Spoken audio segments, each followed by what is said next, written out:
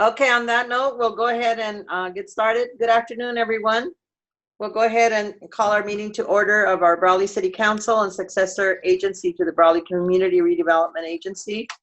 Our meeting today, regular meeting agenda is on Tuesday, July 7th, 2020 at 6 p.m. And we're not in our council chambers. We're on video recording from Zoom. And it will be broadcast on our Facebook and the hub at Brawley EOC. And I'd like to roll call, shows everybody is present. And we'll go ahead and go on to approval of the agenda. So moved. Councilmember Second Couchman? I'll second it. Mayor Kestner, Howdy, if I may note Yes. one item previously noted for item under the consent agenda 3D, the claim included in the backup, staff respectfully requests that that item be pulled from the agenda. Okay, will do. Okay, so the regular agenda was approved by Sam and seconded by Luke. Is that That's correct? Okay, all those in favor? Aye. Aye. Okay. Aye. Any, okay, the motion passes. Okay, and we'll go on to item number 2 under public appearances and comments, not to exceed 4 minutes. This is a time for the public to address the council on any item not appearing on the agenda that is within the subject matter jurisdiction of the city council. And because we are not meeting in person, and I do not think there's anybody there for public comments, is that correct, Rosanna? We do have members of the public present, but they are not here for unscheduled comments. Okay. We did receive several public comments that they would like to introduce to the council and into the record. And so I'll go ahead and cover those at this time. Bear with me because we do have several. We have about 4, I believe. So, and a couple of these public comments were actually received prior to our last meeting on June 16th. I did indicate that we had received the comments, but the parties that submitted the comments requested that we actually read their comments into the record. And I told them that I would do that. So the first comment came from Crystal Duran, and she has indicated that she's a resident of the city of Brawley, as well as a board member appointed to the Brawley Public Library Board. And she's deeply concerned about the proposed budget cut to the library and services discussed at our budget workshop held on June 2nd. During the workshop, it was proposed that the library provide 0 library service beginning July 1st through December 31st. This is unacceptable. In the previous year, the library circulated over 75,000 items demonstrating the library's utility and community need. While the COVID pandemic has caused disruption across all sectors of life, life and business must continue and can by evolving and responding to change. Library times and time again evolve and respond to changes at rapid rates. Our library should and can do the same. In times of recession, libraries play pivotal roles to support the community when needs are highest with access to resources. Community members are financially suffering, children's typical schooling is disrupted, recreational and outdoor activities are limited in the Imperial Valley. At a minimum, community members should have access to reading materials. The California State Library has released guidelines to reopening and providing modified library service. The state of California has allowed libraries to reopen as of June 12th. While I understand that the COVID pandemic has caused unexpected financial disruptions, it does not mean that the city of Brawley cannot provide some library service with minimal staffing and resources. Libraries across the state and locally have shifted to online services, virtual programming, and curbside services with limited or no contact between library staff and the public. I urge the City Council to reconsider eliminating all library funding for the next 6 months and rather provide for minimal funding to allow the library to provide modified services such as curbside pickup and zip books. During times when we are confined to our homes, books and audiobooks provide a necessary escape. Excuse me. Respectfully, Crystal Duran. Crystal, I'd just like to say that these comments are being considered, and we will have our final budget presentation soon, perhaps at the next meeting. So at that time, we'll see if there's any type of action that we can take on this subject. Thank you for your input. We also got a public comment submitted by Judy Grant, and it's also in regards to the library. Judy stated she's deeply distressed and saddened about the closure of our library. I understand and support the need to be safe from the COVID virus, and I know our city is hurting financially. However, libraries should not be closed. We need to find ways to safely provide access to our library. Communities have offered curbside pickup during this crisis. Some are offering online story times for the youngsters. We've done nothing. The public library, in my opinion, is one of the backbones of our democracy. Closing it is not an option. There's a tendency that once something is closed, it's very difficult to get it back. We need readers and thinkers. Our citizens need access to books and materials that promote literacy. I urge the council to explore ways to make curbside pickup of books available to our community. Susan Orlean closes her library book with these words: I'm borrowing them. All the things that are wrong in the world seem conquered by a library's simple, unspoken promise. Here I am. Please tell me your story. Here's my story. Please listen. Brawley citizens need to read stories. A virtual reopening of the library is needed until it can be physically reopened. Bless you all. Stay well. Judy Grant. Okay, thank you, Judy, for your input. And again, we'll take your comments into consideration when we're revisiting our budget status. We received public comment also from Robert Reyes, also on the subject of the library. He states that it has come to his attention that the city has made the wrong decisions to close the local library until 2021. We voted on paying a utility tax to help fund the library, and now it's closed. This is illegal, and you either must stay the course with the agreement voted on by the people or stop collecting the tax. Have you stopped collecting the tax yet? What have you done so far? I understand that the county library is open by cell phone or PC or telephone with curbside services. Why can't we do that on a limited basis with 4 librarians? I prefer you lay off some lawmen at the police department that are not needed, being things are so slow around Brawley for some time now, even before the coronavirus hit. We need the library services even more with these coronavirus times. I'm sure you can do some rearranging of finances or renegotiate union agreements to make things work for library curbside services in Brawley. Okay. Thank you, Mr. Reyes, for your input. We received all of those comments actually came on June 16th. And this latest comment was submitted today, I believe. Let's see.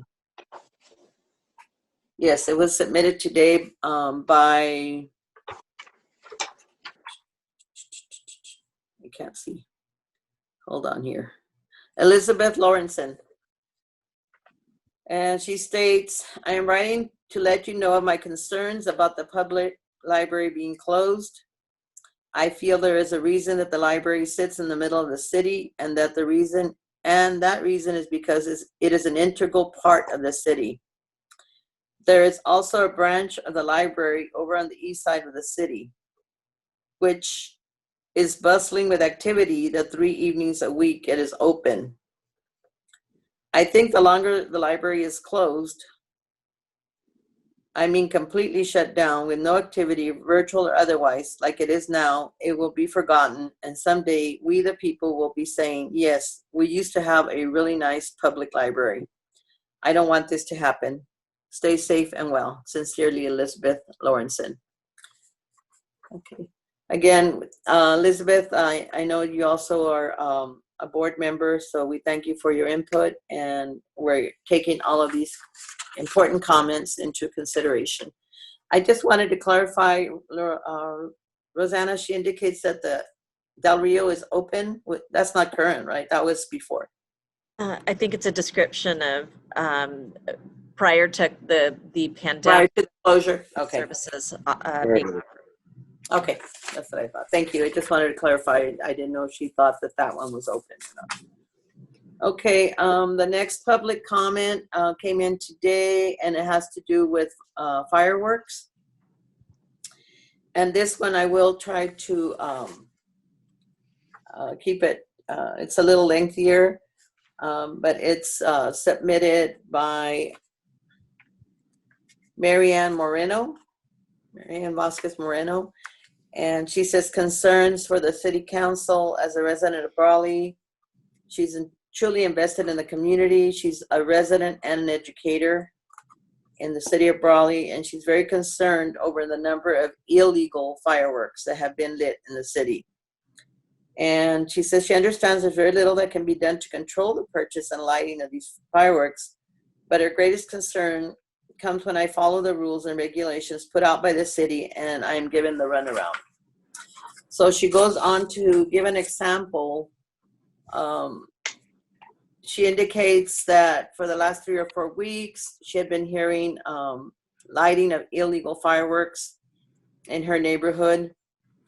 And she says in her neighborhood, there's quite a few elderly people and pets, and that the loud noises are very scary for everyone there. And on more than 3 occasions, she's called the police, and she has a hard time.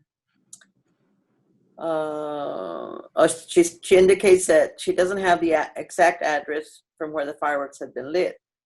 So on June 28th, I called Brawley PD. I let dispatcher know that the illegal fireworks are being lit. Yet again, I was asked if I had an address. Of course, I did not. I did inform the dispatcher that I knew the vicinity. At that time, the dispatcher told me that I needed to have an exact address so they could send someone out. I understood. On July 2nd, the illegal fireworks started. I remembered what the dispatcher said about needing an exact address. So she says, I sat outside to see where the fireworks were coming from. I got in my car and drove towards the area. I saw exactly where the fireworks were being lit. I turned around, went home, and I called the Brawley PD dispatch again. I was told an exact address was needed. I told them I watched them throw the fireworks twice. I had an exact address. I did exactly what I was told.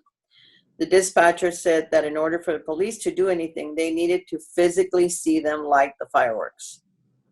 So she indicates frustration. Why does the city send out text messages?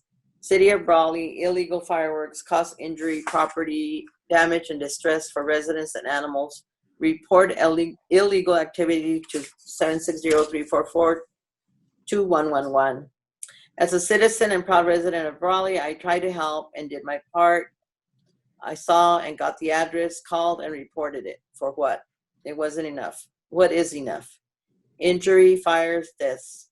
I understand there are bigger problems. I understand there's a shortage of officers. What else do we do? How else can I help if I did everything I was told to do?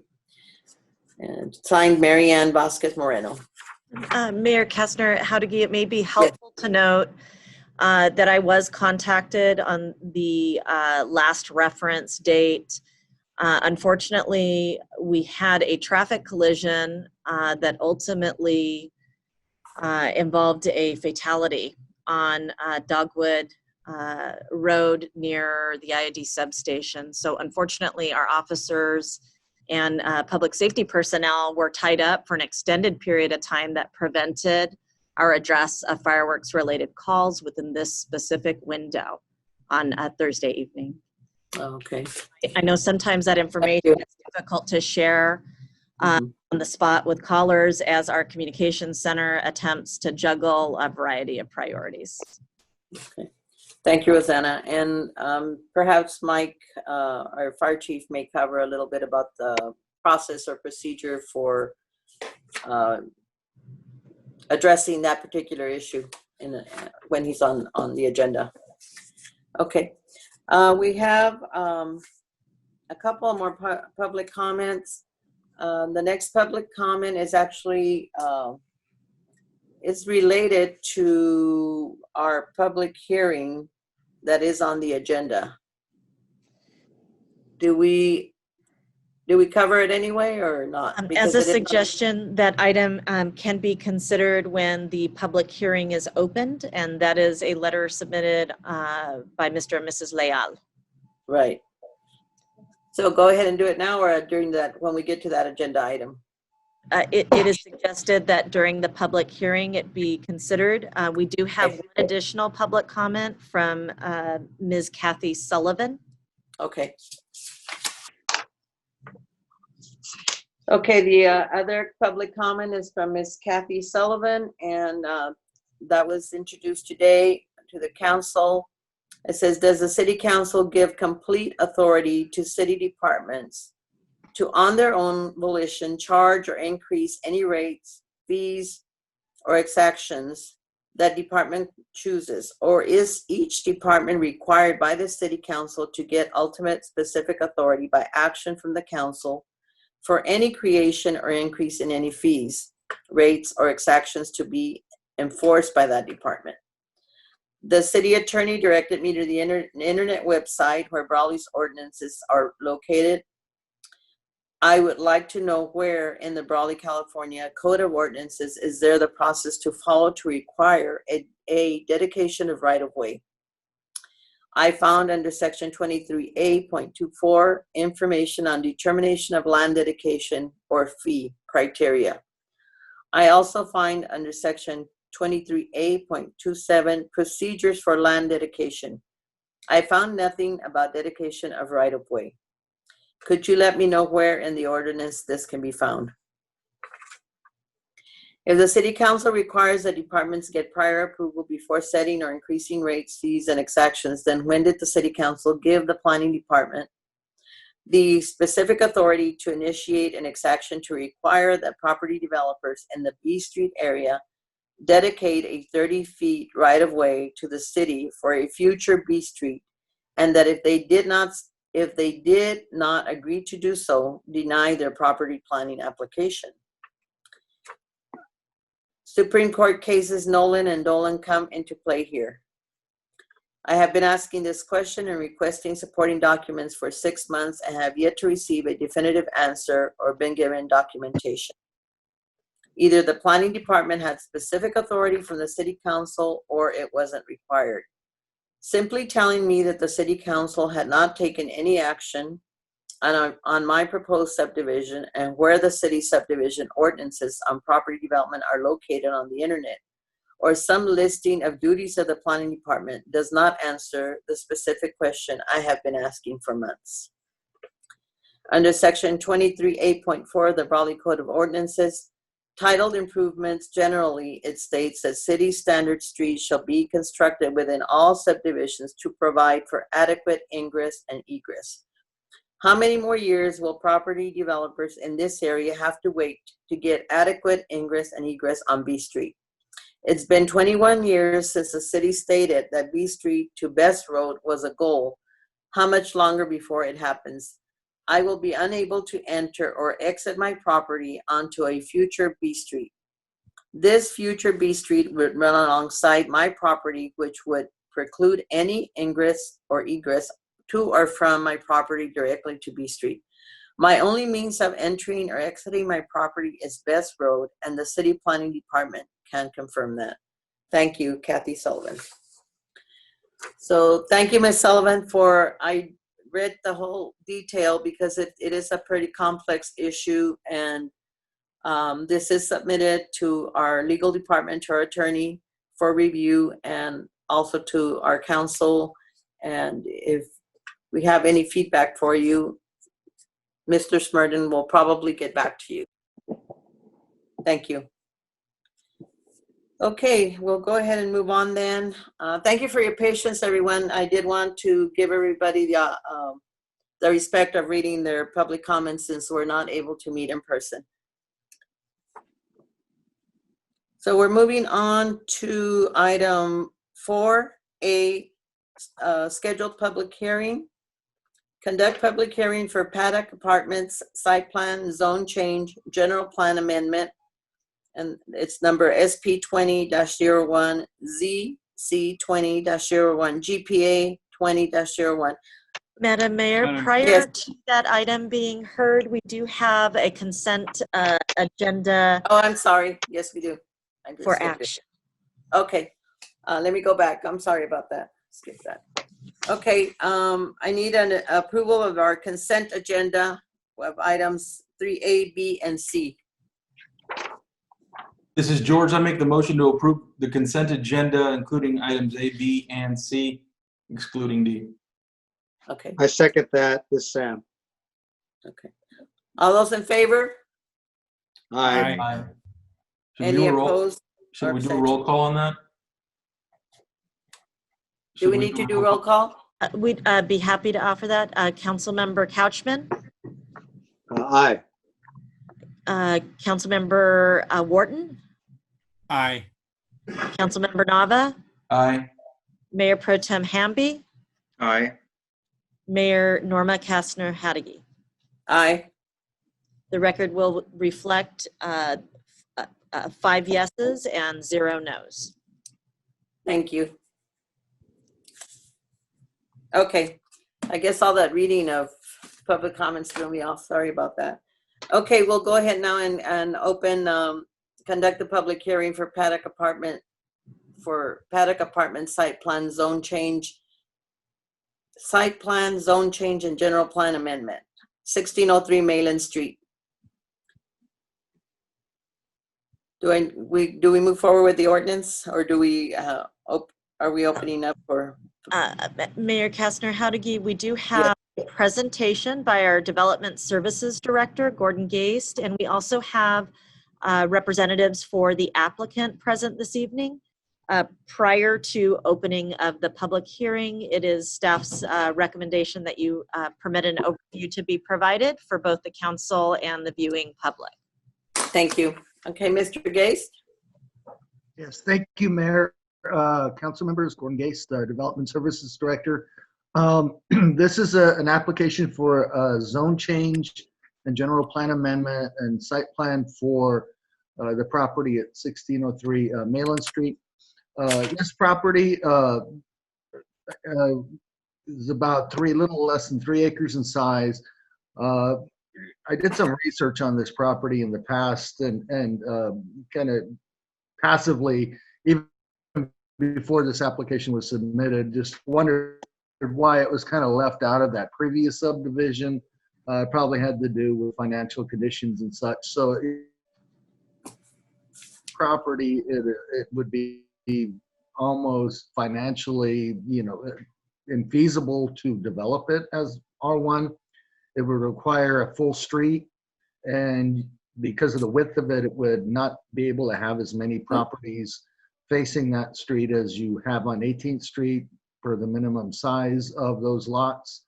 So I think as R1, it may never be developed unless there's a very high demand for those type of things, those type of certain residential type of properties. There's also the issue of putting all the utilities in the streets. The street that would be running north-south, it would be very expensive and probably wouldn't pencil out for developers in R1. The thing is, we do have medium density residential to the east. Mobile home park is a medium residential land use. To the north, you also have apartments which are zoned R3, medium density residential. It would probably be a better fit and the highest probable use of this land. Obviously, it's not going to be commercial or industrial or anything. It would make more sense for it to be an R3 lot. During the Planning Commission process and public hearing, we did have resistance and objections from the residents in a form of a petition. I think most of those issues were addressed during the planning commission meeting by both staff recommendation, developer recommendations, and based on the concerns that the citizens had about having a apartment complex located to the west of the subdivision. The one big thing that we first brought up, just for between residential zones, our ordinance doesn't require any type of a block wall. My first recommendation was to separate the residential single-family lots from the apartments with a 6-foot masonry wall, which we usually only require between commercial and industrial. However, I think this would, help with noise. It would help with visual acuities, things like that people might not want to see. The developer offered gated access for the property, make it more private. Also, there was a kind of a discrepancy on the first rendering of the property, of it being a 3-story building, and which you can do in R3, you can go up to 3 stories. However, it was an error on the developer's part. They only wanted to do 2 stories from the beginning, and so we added the condition that it can be no greater than 2 stories. And then we also flipped the site plan, because the buildings were originally on the west side of the property, closest to the west side of the property, and to keep them away as far as you can, we moved them to the east side of the property. So essentially a mirror of the site plan, with the parking being on the east and the buildings being on the west. I believe if you have any questions for me before you want to bring up the developer, I'm happy to answer them. I believe the developer is in the council chambers and the owner to answer any questions that you, or allow him to give a presentation if you so desire. Okay. Any questions from council for Mr. Gates at this time? Yes, I have a question. Okay, Sam. I'm interested in, I think there were 50 apartments that are planned for development. Is that correct? No, I'm sorry, it's 100, right? No, it's 50. No. The maximum allowed is 50. Okay. Depending on that's the maximum allowed. I think Mr. DuBose could probably be more. It's going to be probably more market driven on if it's going to be. It depends on how big they are. 1, 2, 3 bedrooms. Obviously, the larger they are, the less density you're going to have. But of course, then you're going to have more people living there. So it's basically a 50 is the max you can have. The max. Okay. Is the max. And then with that, they called for 105, I believe, parking spots in the complex. Yes, and the parking is based on the bedroom numbers. That's something we would check on the final building plans to make sure they have enough. A 1-bedroom apartment is required to have 1.5. A 2+, including 3, is required to have 2. Okay. So what we're looking at, I think, is 105 parking spaces if they went the full amount. Is that not correct? Yes, I think. Is that the norm? That's pretty much the norm for what we require, and that's what you just answered, is pretty much the norm for around the city for apartment type complexes. Oh yeah, that is the standard. Yes. Okay. All right. Okay, that was my question. Thank you.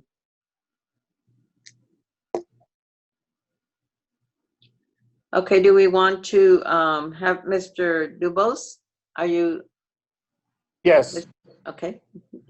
Go ahead, Mr. DuBose. Can you hear me? Yes, we can. Okay. So this is a tough piece of property to develop, as Gordon had stated. Actually, going back to that original subdivision approval in the early 80s, I was on the planning commission at that time, and the planning commission, was in favor of not having alleys. The policy of the city at that time and the politics at that time required the subdivision to have alleys. And so when those alleys were enforced, it left an odd remainder parcel, and he couldn't get another full block in with houses on both sides, as Gordon had kind of alluded to. So that's why there's this remainder parcel that was purchased by our client. He actually lives in the house that's on the Malin Street side, and he desires to be able to zone it so that a multifamily could be developed. We worked with the staff, and we had volunteered, as was also suggested by staff, that we revise the overall elevations and the site plan and mail that out to all of the neighbors. Your staff provided us the mailing list, and we were able to send them all out a new elevation with a new site plan, doing exactly as the Planning Commission had recommended. And the staff had recommended moving the buildings to the east side, moving the parking to the west side. And actually from the block fence, we'll have the retention basin that was originally going to be on the east. We'll put it on the west. Then the parking, and then of course the driveway, and then you'll have the buildings. So the buildings will move all the way to the east. Otherwise, I'll answer any other questions you might have. Okay. Any other questions? Any questions from council? I guess I have one question for Tom. On the developer, is there any doubt about the block fence? I think the block fence makes a big difference to the residences over there, and I think their concerns about some of the things they're going to encounter. Are we pretty much guaranteed there will be a block fence in there? As a condition, yes, you are. Okay. All right. I don't want to get into something down the line where we don't have it. And I think that would be a problem for the residences if they feel they're going to have it. It may be the deciding factor in their acceptance of it rather than not. And so that was one of my concerns. Good Thank point. you. This is George. Tom, how are you? Good evening. So thank you for the information. And with respect to the comment that Sam made regarding the block wall, I know there's greater separation, and I know for residents, whenever they see that, I think that's more comforting. But it looks like a lot of the concerns that they had, at least the people that signed the petition, looks like they've been addressed. And quite honestly, if that's not changed, it's going to be difficult to develop that particular area. So I'm thankful that their thoughts and concerns were addressed within your presentation. So thank you for the information.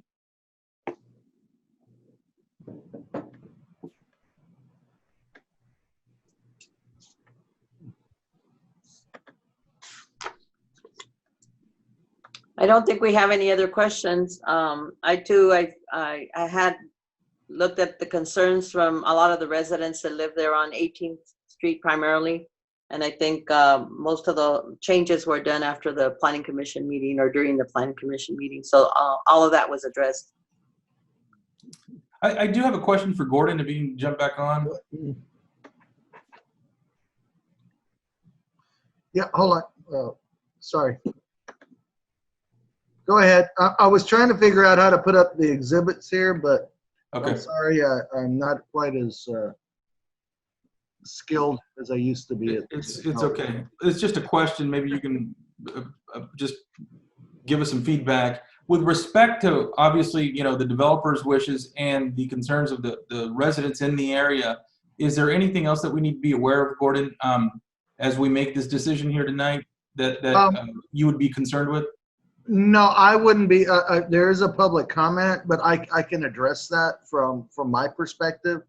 If you want to have it read first, and then I can address that. If you want to go ahead and open the public hearing.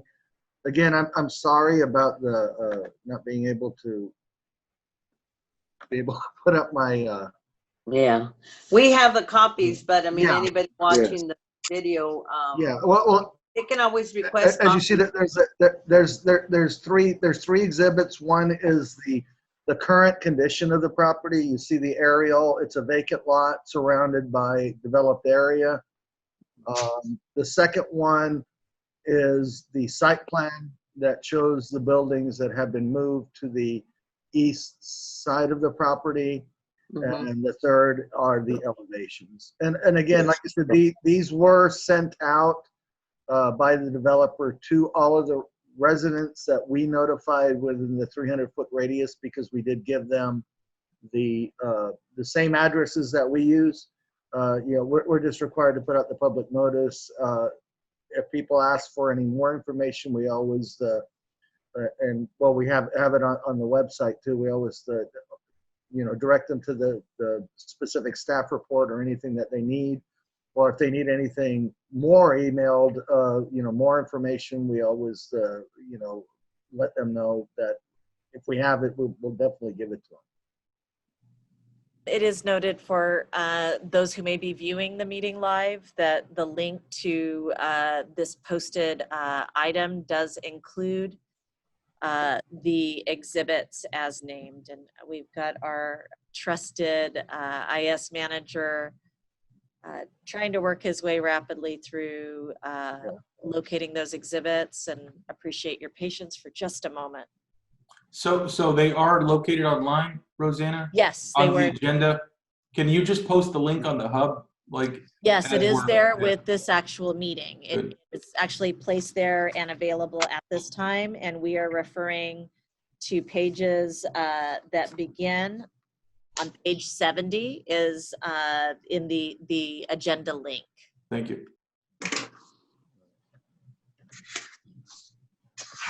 I know I'm just having an issue on my computer here where it doesn't allow me to, it says host disabled. On the screen sharing, it says host disabled participant. Okay.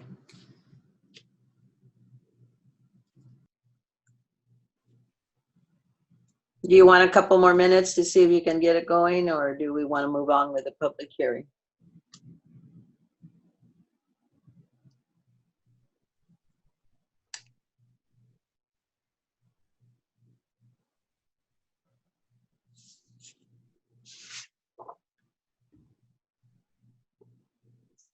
We're just about there, and it is uploading. You could just Okay. take a moment. My apologies for the inconvenience.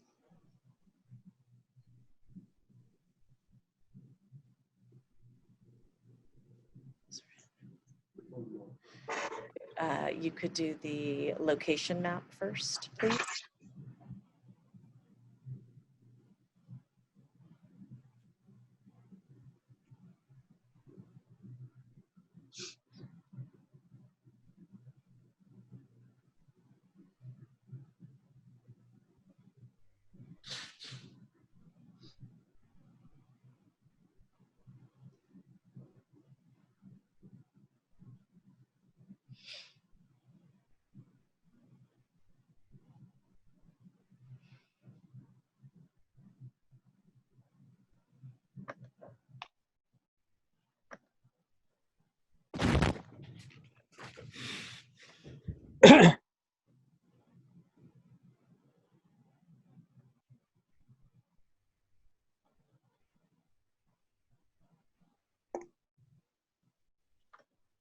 You have just about 20 seconds remaining for it to upload.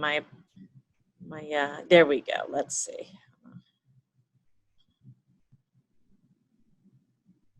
Okay. So what you see on the screen here is the surrounding area. Can you see that up on, has it been pushed through to No. your screen? Okay. Not yet. Okay. Share screen. Okay. Okay. Do you see it there? This is the location. Yes. Yes. Yes. Yes. Uh-huh. I And- see Sam in the picture. He's in there somewhere. And the east-west length of the property is Malin. on as the southern boundary, and the vacant lot with the existing dwelling is the subject property. And if we could go to the next exhibit marked site plan. And just let you know that on that north portion where K Street is, it's semi-done, but it will be completed in full requirements along the property line with curb gutter sidewalk. That's it.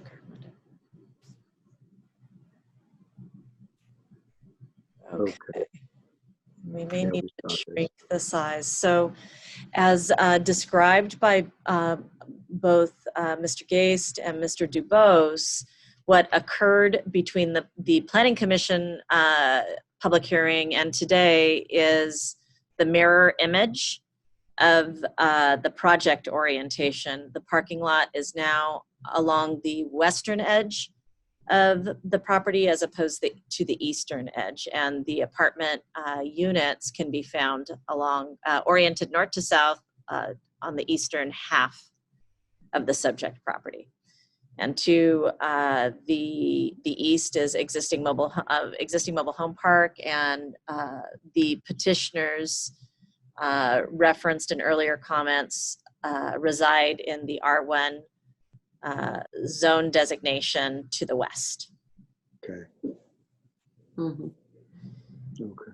Okay, and then the last exhibit also kind of helps to give a street view of what the property will look like for either people by foot or by car. And it gives a kind of an indication of what the change to the physical environment will look like from the street perspective. Just going to kind of enlarge that, and okay, along with the referenced color palette.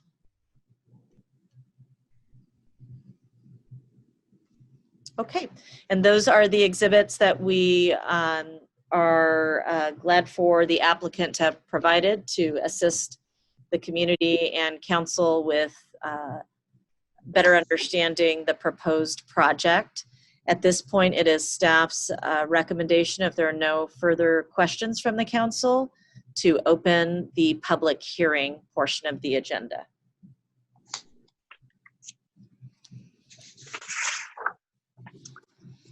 Okay, we'll go ahead and move on to the public hearing, and we do have one comment that was submitted. I don't know if we have anybody else in the audience, Rosanna?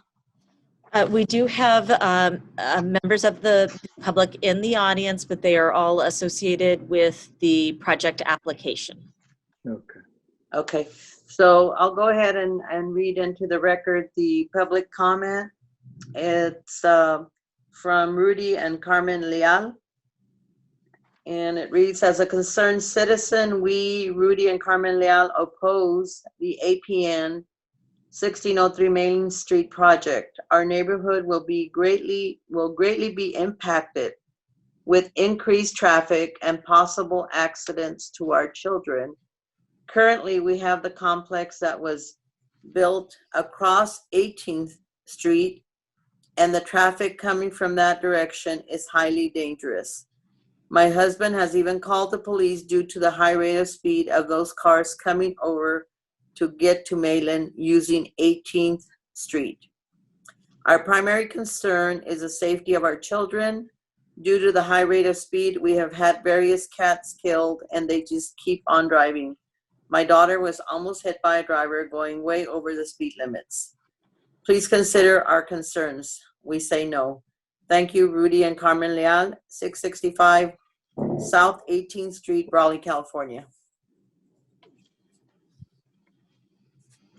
And city staff is in receipt of no additional comments at this time relative to the public hearing. Okay. Then If you would like, Mrs. Mayor, I can kind of give you my perspective on that concern. yes, please.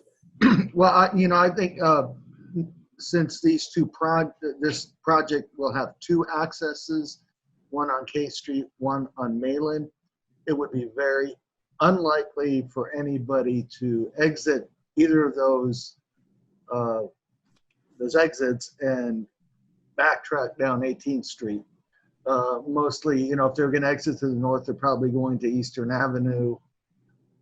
If they're going to exit Malin Street, they're going to use Malin to go either east or west. It's very unlikely that this particular project, there might be some existing traffic issues, which are, you know, enforcement issues that we need to deal with on another topic, but I don't think this one will particularly add to any traffic on that street, because it wouldn't make sense for someone to come out on the north side and go down that street. They're going to probably go all the way over to Eastern, or if they're going to go south, they're going to use Malin and not going to backtrack up north to 18th Street. The only people that are going to probably use that street that live in the apartments that are people who have a specific destination to go there. Okay. Council, have any other concerns or comments? Okay, I guess then we'll go ahead and close the public hearing. And we'll move on to adopt ordinance number 2020, ordinance of the City Council of the City of Brawley amending the Brawley Municipal Code to zone designation for specified properties, and that's on pages 82 through 83. And I guess I'll call for the motion on that.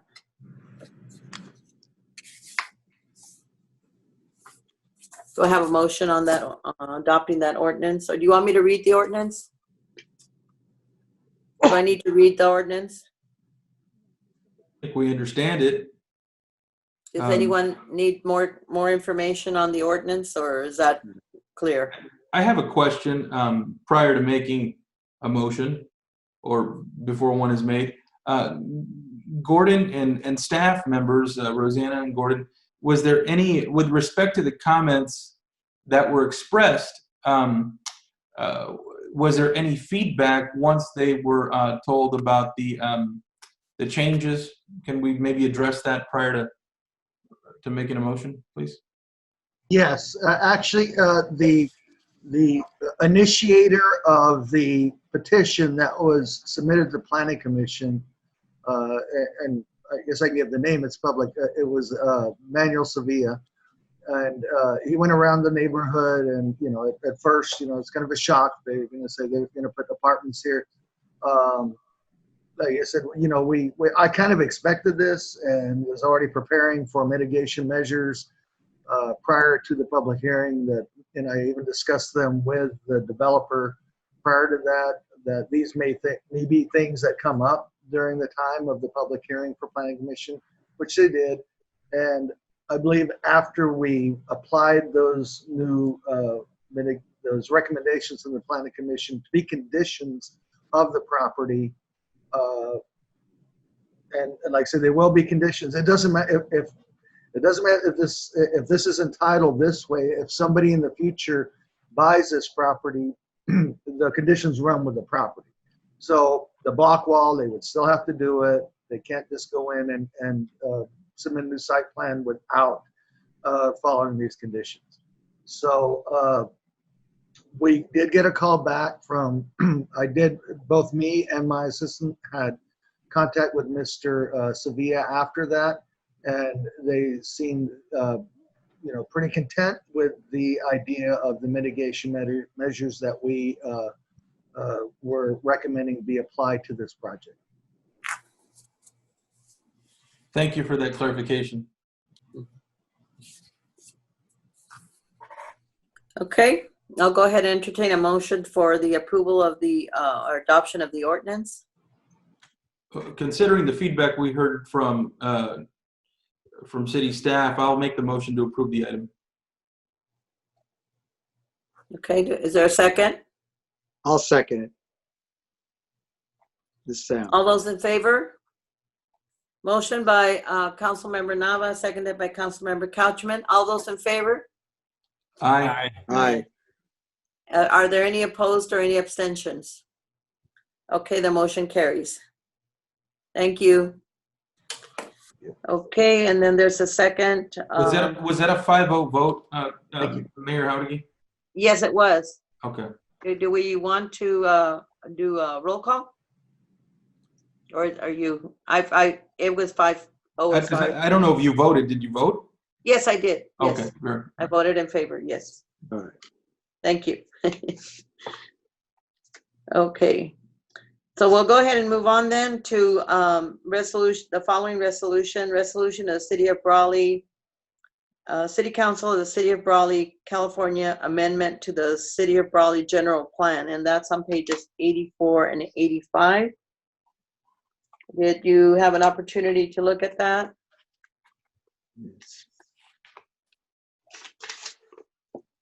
That goes in line with the previous ordinance, so I'll make the motion to approve the item. Okay. And I'll second. This Sam. Okay, Councilman Nava and Couchman is second. All those in favor? Aye. Aye. Aye. Any opposed or abstentions? Okay, I believe it was unanimous. The motion carries. Thank you very much. Okay. Good luck with the project. Looks like it'll be an outstanding addition to that area of town. Good luck, Mr. Dubose, and congratulations. Okay, we'll move on to item 5, regular business. And under regular business, we have an update on the City of Brawley declaration of local emergency as a result of COVID-19 pandemic. And we have our Fire Chief, Mike York, to give us an overall outlook and an update. Mike, you're on. Good evening, Madam Mayor, members of the council and city staff. Confirm you guys can hear me? Yes. Yes. Thank you. I can't hear you, Mike. Begin with an overall outlook as it faced the Imperial County for our declaration of emergency. Update as of today, the case count numbers provided by the Imperial County Public Health Department. I did have some communication with Imperial County Public Health Department staff today to confirm the numbers provided on the dashboard, the website, have had all duplicates removed. I know that was a question that had been posed prior. So the numbers that are presented are without duplicates. They are individual case counts. As of today, we have tested within Imperial County a total of 36,262 persons. We've had a total negative count of 28,646, a total positive count of 7,343. Within the 92227 zip code area, we've had a total of 1,224 positives. Active cases as of today. Can I stop you there real quick, Mike? Absolutely. Just because I think I had questioned the duplication of the testing on the numbers. So what was the difference, do you know, and once they took out the duplicates?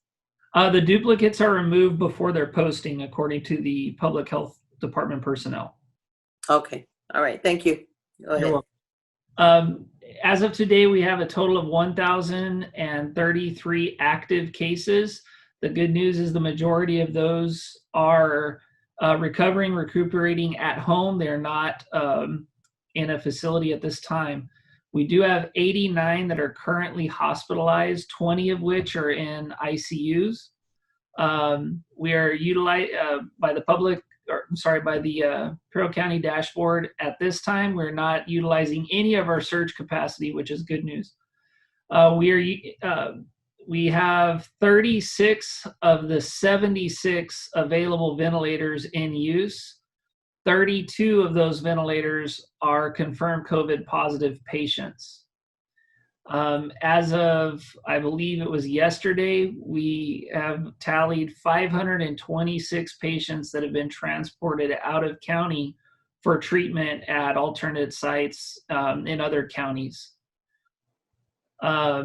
Regarding the alternative care site that has been set up at Imperial Valley College, they've treated a total of 115 patients to date. There's 80 beds available. They're staffed currently for 30 patients. There is a plan in place that if there is a surge, they can upstaff. So of the 30 beds that are, I'm sorry, the 80 beds are available, 30 are available immediately. The remaining would need additional staff. There are 11 patients today being treated out there, and those are lower acuity patients, patients that may not meet the criteria for being in a hospital, but may not be quite prepared to go home, or patients that going home would present other difficulties. We have had a total of 6,189 patients in the Valley recover, which is excellent news.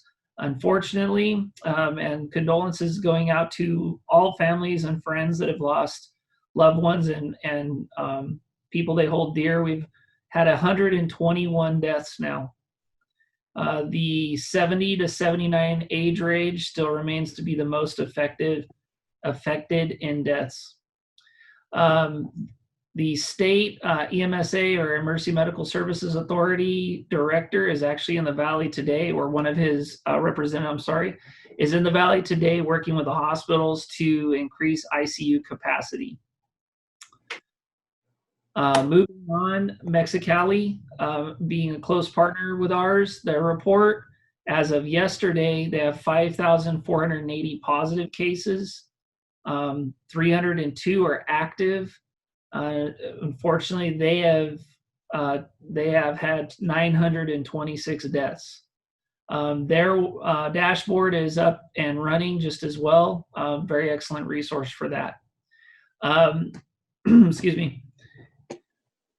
Some of the guidelines, I know that we've had some kind of rollbacks in terms of what we've been allowed to do, or how we've been integrating with the public on some of the closures and openings. Remember, the goal to move forward is a less than 8% tested to positive ratio. As of my last report, our last city council meeting, we were at 22%. As of today, we're at 17.4, so we are trending downward, which is good news. Imperial County, of course, still remains a region of high concerns at all levels, state, federal.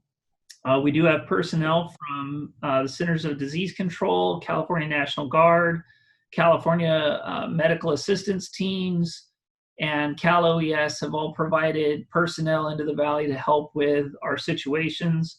We just recently received a CalMat strike team to assist our skilled nursing facilities with their burdens and trying to meet the needs there. As for Brawley and the EMS side, since March, the Brawley Fire Department has responded to 97 calls for service that were COVID related. 41 of those were COVID positive confirmed cases. This does not represent all of the patients that have activated 911, just the ones that the fire department has responded to. We have modified our response procedures to reduce the number of personnel that are exposed to maintain services in worst case event. On June 25th, we had a special need within our city. It was met by the Imperial County Hazardous Materials team, of which Brawley takes a part. We were contacted by Fry Chapel and Mortuary that they were overburdened. The hazardous materials team responded to that site to assist their personnel. They were overburdened due to a large influx of dissidents, as well as their own staff being unable to respond to work for various reasons. They have received assistance through the Imperial County Operational Area EOC. Assistance has come in the form of the hazmat response, as well as temporary and portable refrigerated units to expand their capacity. Speaking with their staff, their pre-COVID capacity was 54 deceased or persons. As of right now, they've increased their capacity to 76. On June 25th, when they requested the emergency assistance, they were actually at 83, so they were above capacity. Their pre-COVID monthly persons that they've handled was 40 to 45. They reported in the month of June that they had handled 109, so more than double their normal workload. We were able to reach a point of stability for them, and the Imperial County Sheriff's Department is stepping in and doing quite a bit of work with Cal OES and other local mortuaries to provide mobile coroner's units at the sheriff's station, as well as additional refrigerated containers at both Fry and the ICSO to handle the influx. Aside from that, as a city, we continue to work with our local, state, and federal partners to coordinate our response, secure PPE. We have been the recipient of large amounts of PPE and equipment for cleaning, for maintaining safety, for protecting employees and our public through the Imperial County EOC. And we continue to adapt and provide these services and making plans for eventualities. If there are any questions, I will do my best to answer.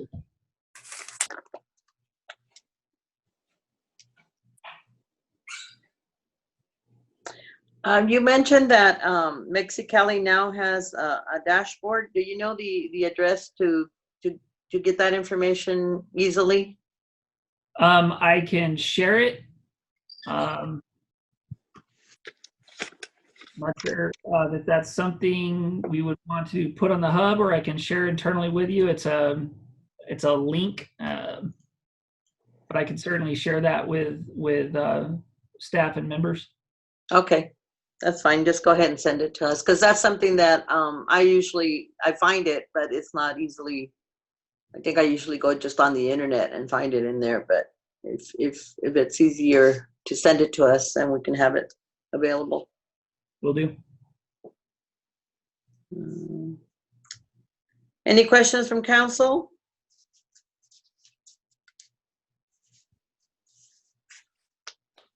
As far as they mentioned at one of the meetings that I attended, the possibility of building, I guess is maybe the word, another hospital to have it on site, so we wouldn't have to be transferring so many out of county. Have you heard anything, any kind of update on that? Like having the National Guard build a hospital on site somewhere? So we do have the alternative care site at IVC. Right. It was initially set up for lower acuity patients. In a meeting this afternoon with our EMS director, there has been discussion and at least initial framework planning to increase the acuity level that facility can provide. Okay, so that's something they're working on then. Yes. Okay. Thank you. Any other questions? Yes, Rosanna? Mayor, I do wish to note for both council and viewers that the dashboard for Mexicali can be accessed at BajaCalifornia.gov, as in boy, .mx. And you can navigate from that link to the COVID data directly. And it does say they have 926 deaths and then at that area. Okay.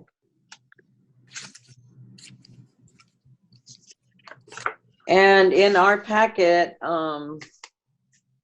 it's included, were you gonna cover the health order, Mike? The amended order? I can cover that, or Rosanna, did you want to cover part of that? Sure, I would be happy to do so.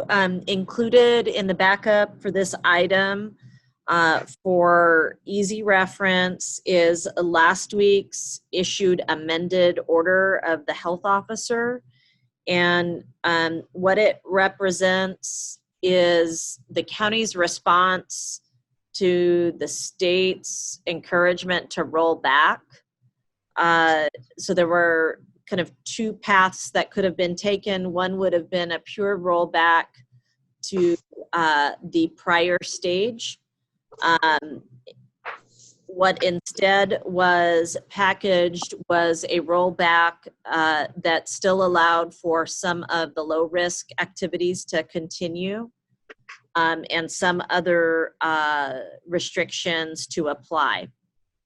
Probably the most critical features to highlight are in the realm of non-essential retail, access to the internal areas of retail spaces for non-essential sales, businesses that engage in non-essential business activities. They are no longer available for walk-in retail, but they are available for curbside.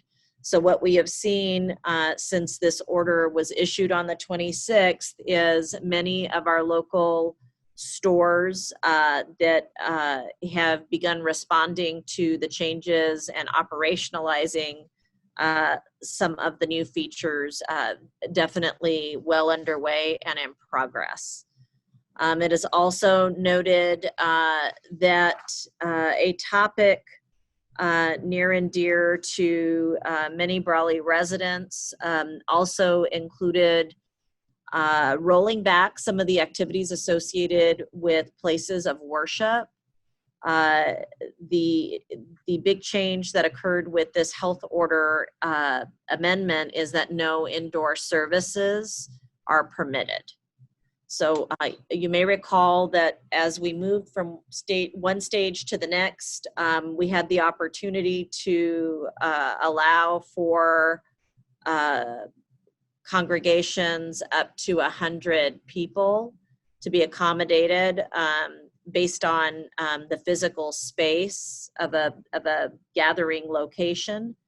That was one of the activities that was rolled back with this set of changes.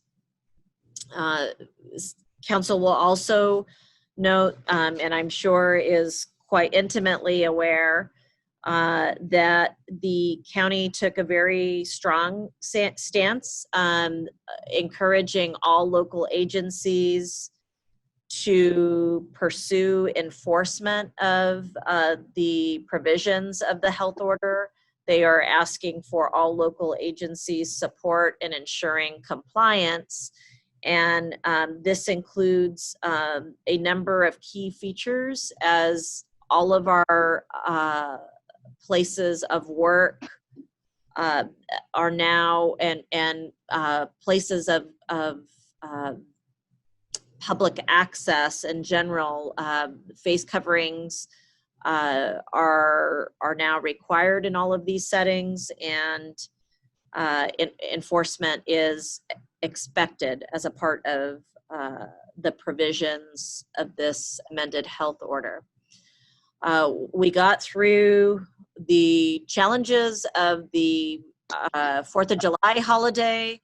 As previously noted in many presentations by the county, the large-scale displays were canceled as fireworks shows per the governor's orders, and the fireworks sales that were already authorized within our city limits for safe and sane fireworks did take place and did conclude in terms of sales on the evening of July 4th. The last area that is worthy perhaps for today's just highlights is recommendations as they relate to public parks. The county did move with the publication of the health order to close all county parks, and all local agencies were strongly encouraged to do the same. The city of Brawley did move forward with the installation of signage, and city staff are in the process of educating our residents and park users about alternatives that are available for exercise, including on the hub this evening, a number of alternative exercise routes are proposed along with distances throughout various neighborhoods of Brawley. And we hope to also roll out some easy to read exhibits for bike lane facilities throughout our city, along with their distances as well.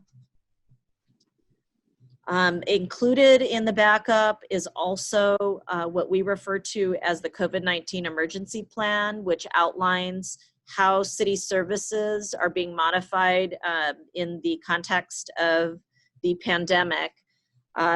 This document is a living document that changes based on the state and county ordinance or county amended orders changes, and the significant amendment in our city services from the last posted document to now is simply under Parks and Recreation listed no passive or active recreation activities or use at park properties.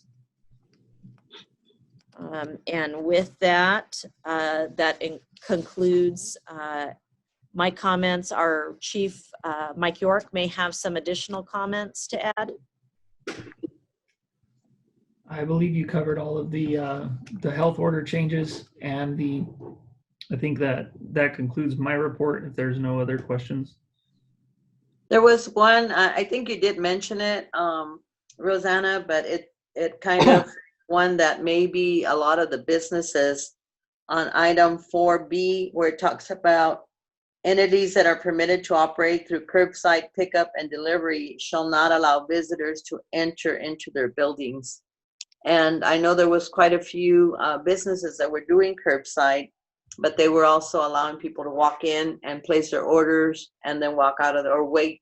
And so that's new. And I hope that all the businesses that were doing that have been informed. I'm not sure if they're aware of that particular change.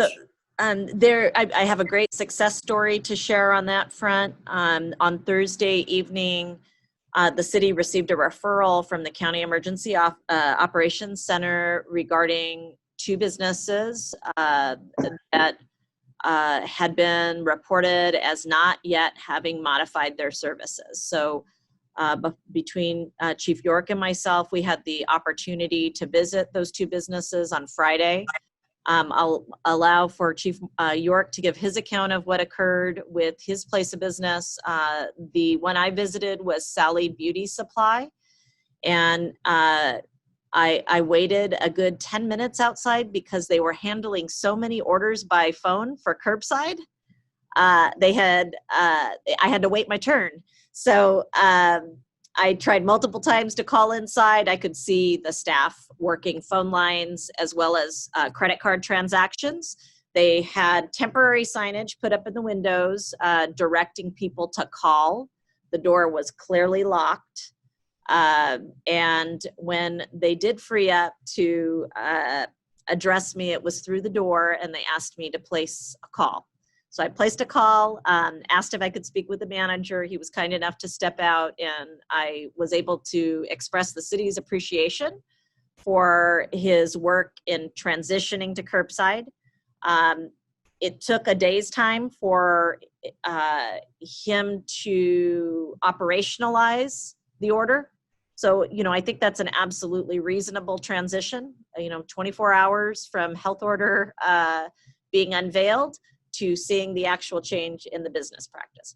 If he had not have modified his practice at the time, my intention and staff's intention is simply to educate, make them aware of the new guidelines that are coming out, offer them resources. We have many, both online and printed resources that we can share with our businesses. Our hope is to help them find success during these very, very challenging times. And Chief York, if you wouldn't mind walking through the business you visited, because I expect given its size, it will likely be a location that we perhaps visit again in the future. Yes, on Friday, I visited the Brawley Walmart, following up a report we received concerning the activities within their business. I arrived on scene and actually stood off and observed their processes from outside, and they were doing a very good job about uh, limiting their persons coming into the store as persons were coming out. So they're doing a good job of keeping a count occupant load within their facility within manageable numbers. They were doing quite a good job on their spacing out externally. When I did enter the store, I spoke with both the manager and one of her assistant managers. Going through the store, I think if anybody's visited there, they've done a very good job about labeling their narrower aisles for unidirectional traffic.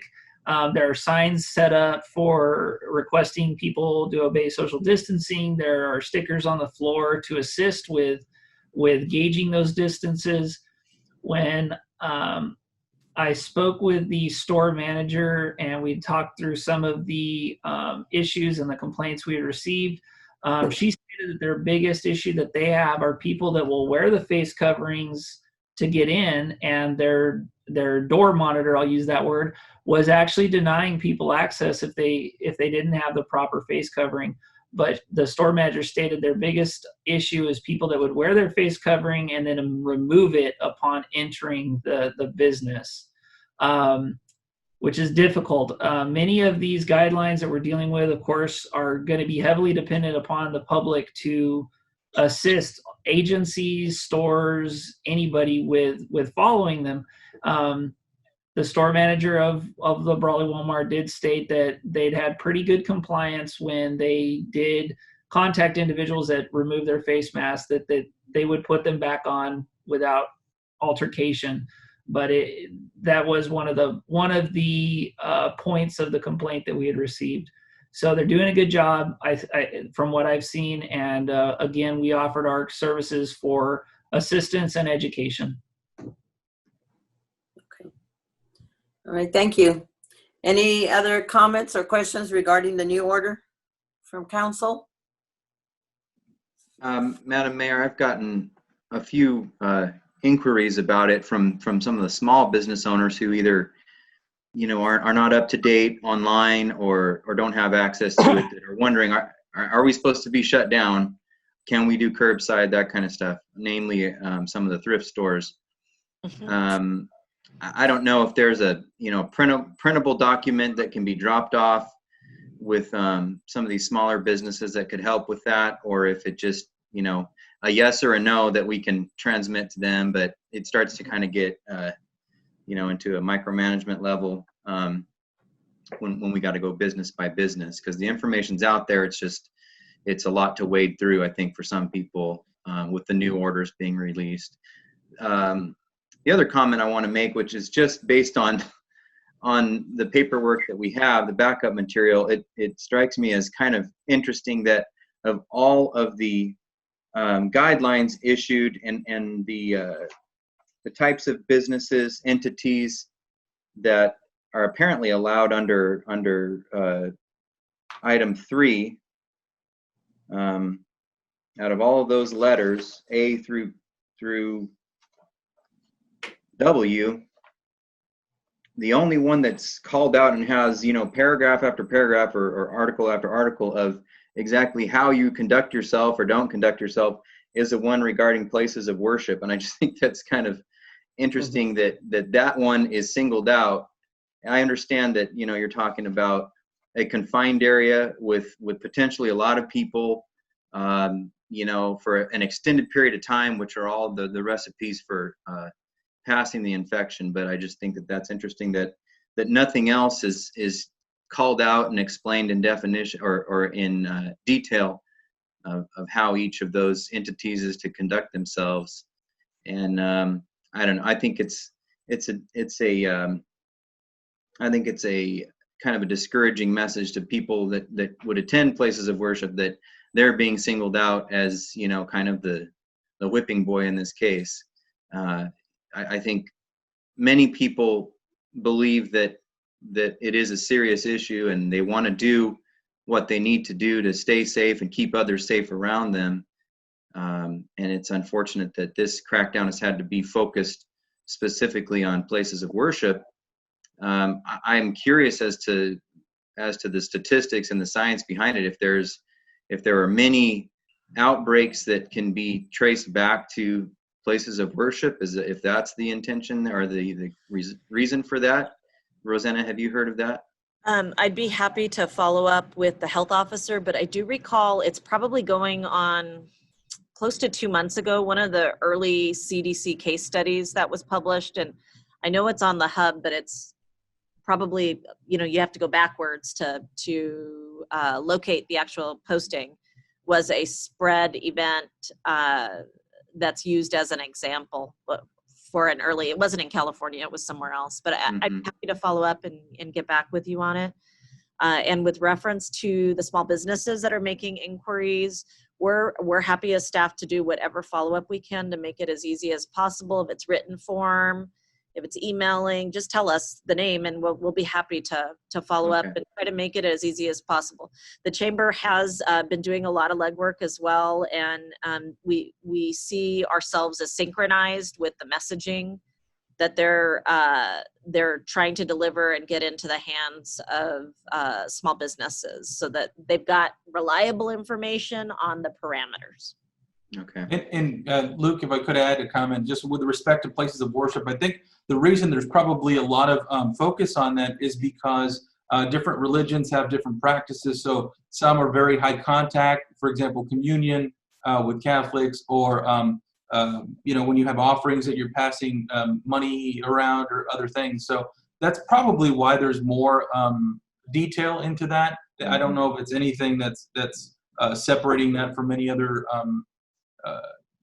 location, but there's probably, because there's a wide variety of either traditions or parts of the ceremony that are a little bit different amongst religious groups. So that's probably why.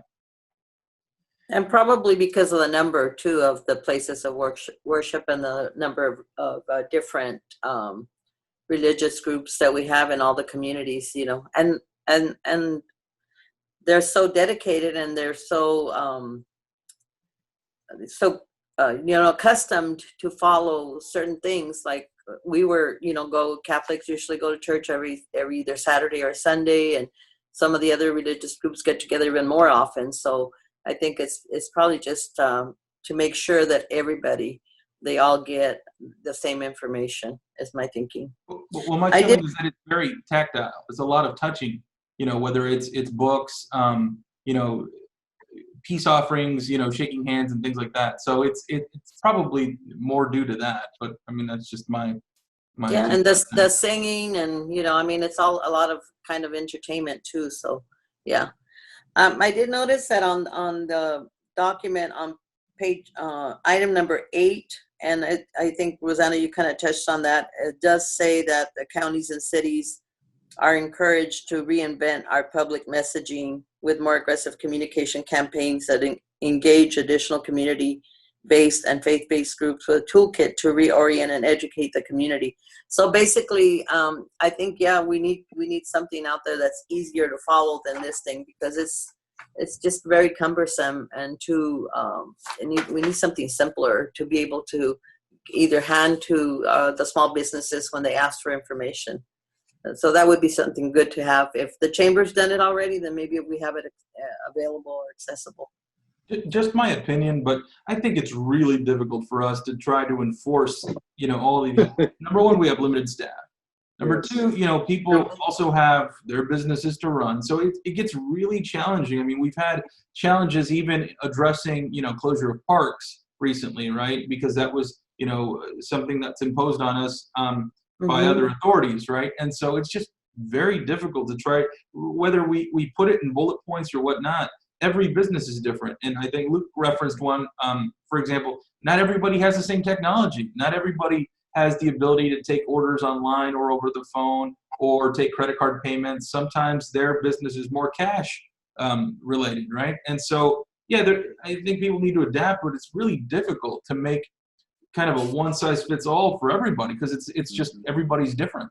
Even my own business is different, you know. So I think we need to give some consideration. Yes, I think the messaging is very important. We certainly want people to be safe. We want them to be responsive to the requests of the state for our own safety. But at the same time, I think there is growing frustration.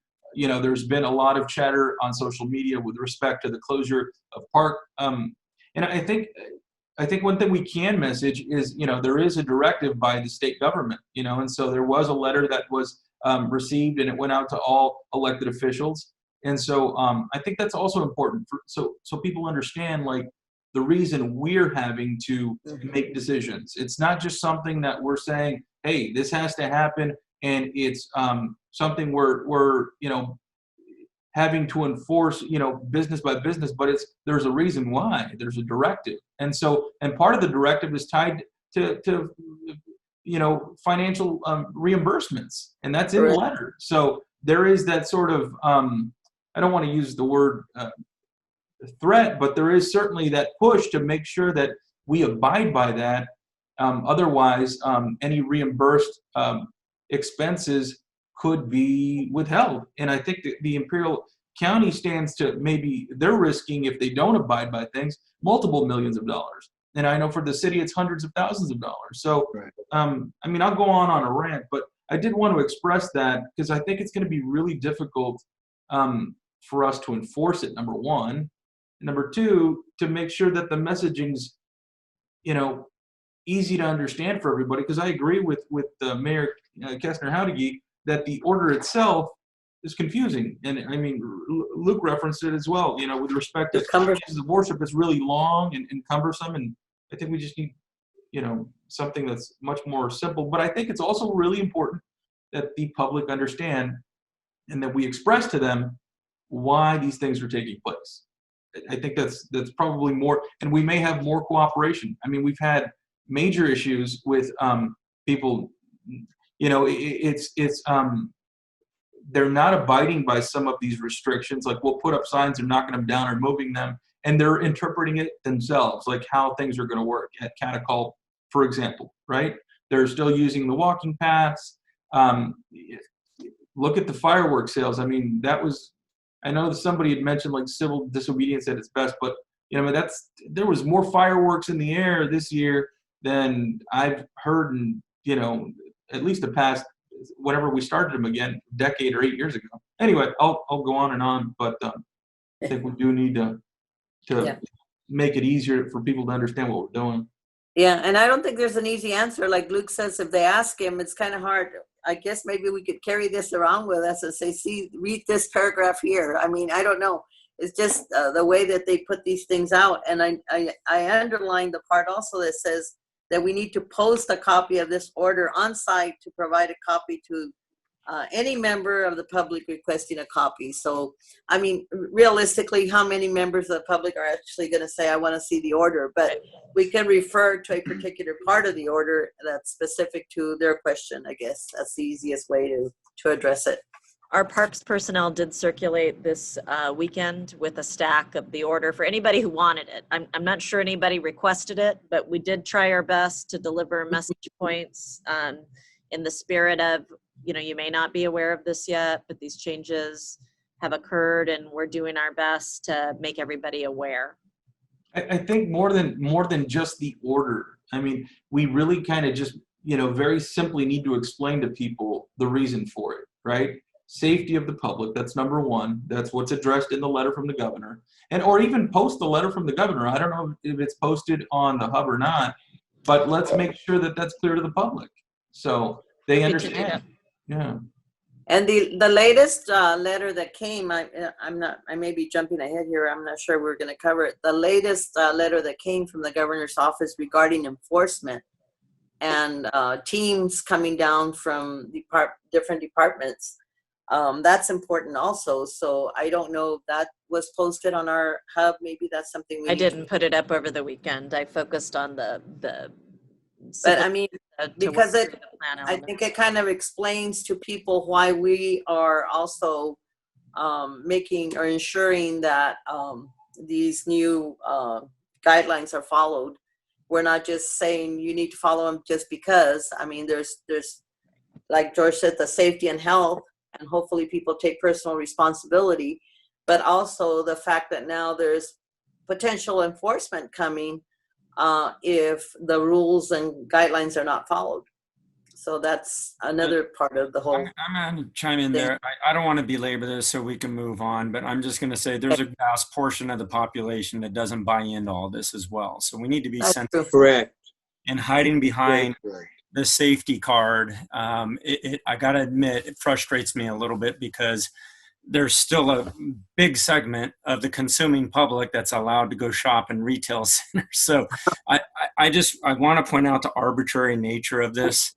And there is no one size fits all. It's a virus. It's microscopic. You can't, you're just not going to public policy this thing into, disappearance, So long story short, it's just, I think everyone has said it. We just need to behave in a safe fashion, but we don't control what people do behind doors. I think a vast majority of this is spreading because of just how families and humans continue to interact. And you guys, that's just the nature of the virus. So I think all the responses are appropriate, but I think it's awfully frustrating to many members of the public, but more importantly, our business community, our consuming public, that when this order comes down, and Madam Mayor, with all due respect, when you said enforcement's coming, that'll anger a lot of people. But that's exactly what the memo or letter says, and I had to read it more than once, but I mean, I don't believe it. And even if they do, I would turn to our legal experts on how much of that turns into the constitutionality of controlling people's freedom. And we're going to, think about freedom of speech, right? When you have a group that's wanting to congregate and meet at like our Veterans Memorial Wall and have a protest, well, that's their First Amendment. I mean, they have a right to be able to do that, right? And for us to say like, what are we going to do? Arrest them? No, And so that's where that enforcement arm becomes really troubling for us. It becomes very challenging for us. I just want people, obviously to make sure that they're protecting themselves and doing everything they can to protect one another. But it gets really, really difficult to do that because everybody thinks differently. Businesses operate differently. Everyone's so different. And even amongst council members, the thought processes are different, right? And so it just gets so challenging. But, with respect to enforcement, how do we enforce those things other than maybe trying to talk to them? But if they don't, then what? What do we do? I think we're just informing and educating myself. I don't see us doing any more than that. But, again, we go back to personal responsibility. And I think that's, we do what we can, inform the public of what the governor's office is telling us and what our county public health is directing us to communicate. And I think that's about all we can do. And I think it's important for us to stand united in that. Because obviously we don't want to jeopardize, reimbursements for our community, but at the same time, people are going to do what they're going to do. I mean, we see that every day. I would like to ask for a point of clarification, though, if I may, which is in regards to what George has brought up and Donnie as well, is between the parks, cattle call specifically because it has a walking path, and the arbitrary nature that Donnie brought up, which is are we tasked with implementing or adding specifics like that to our city order as it passes through us from the county?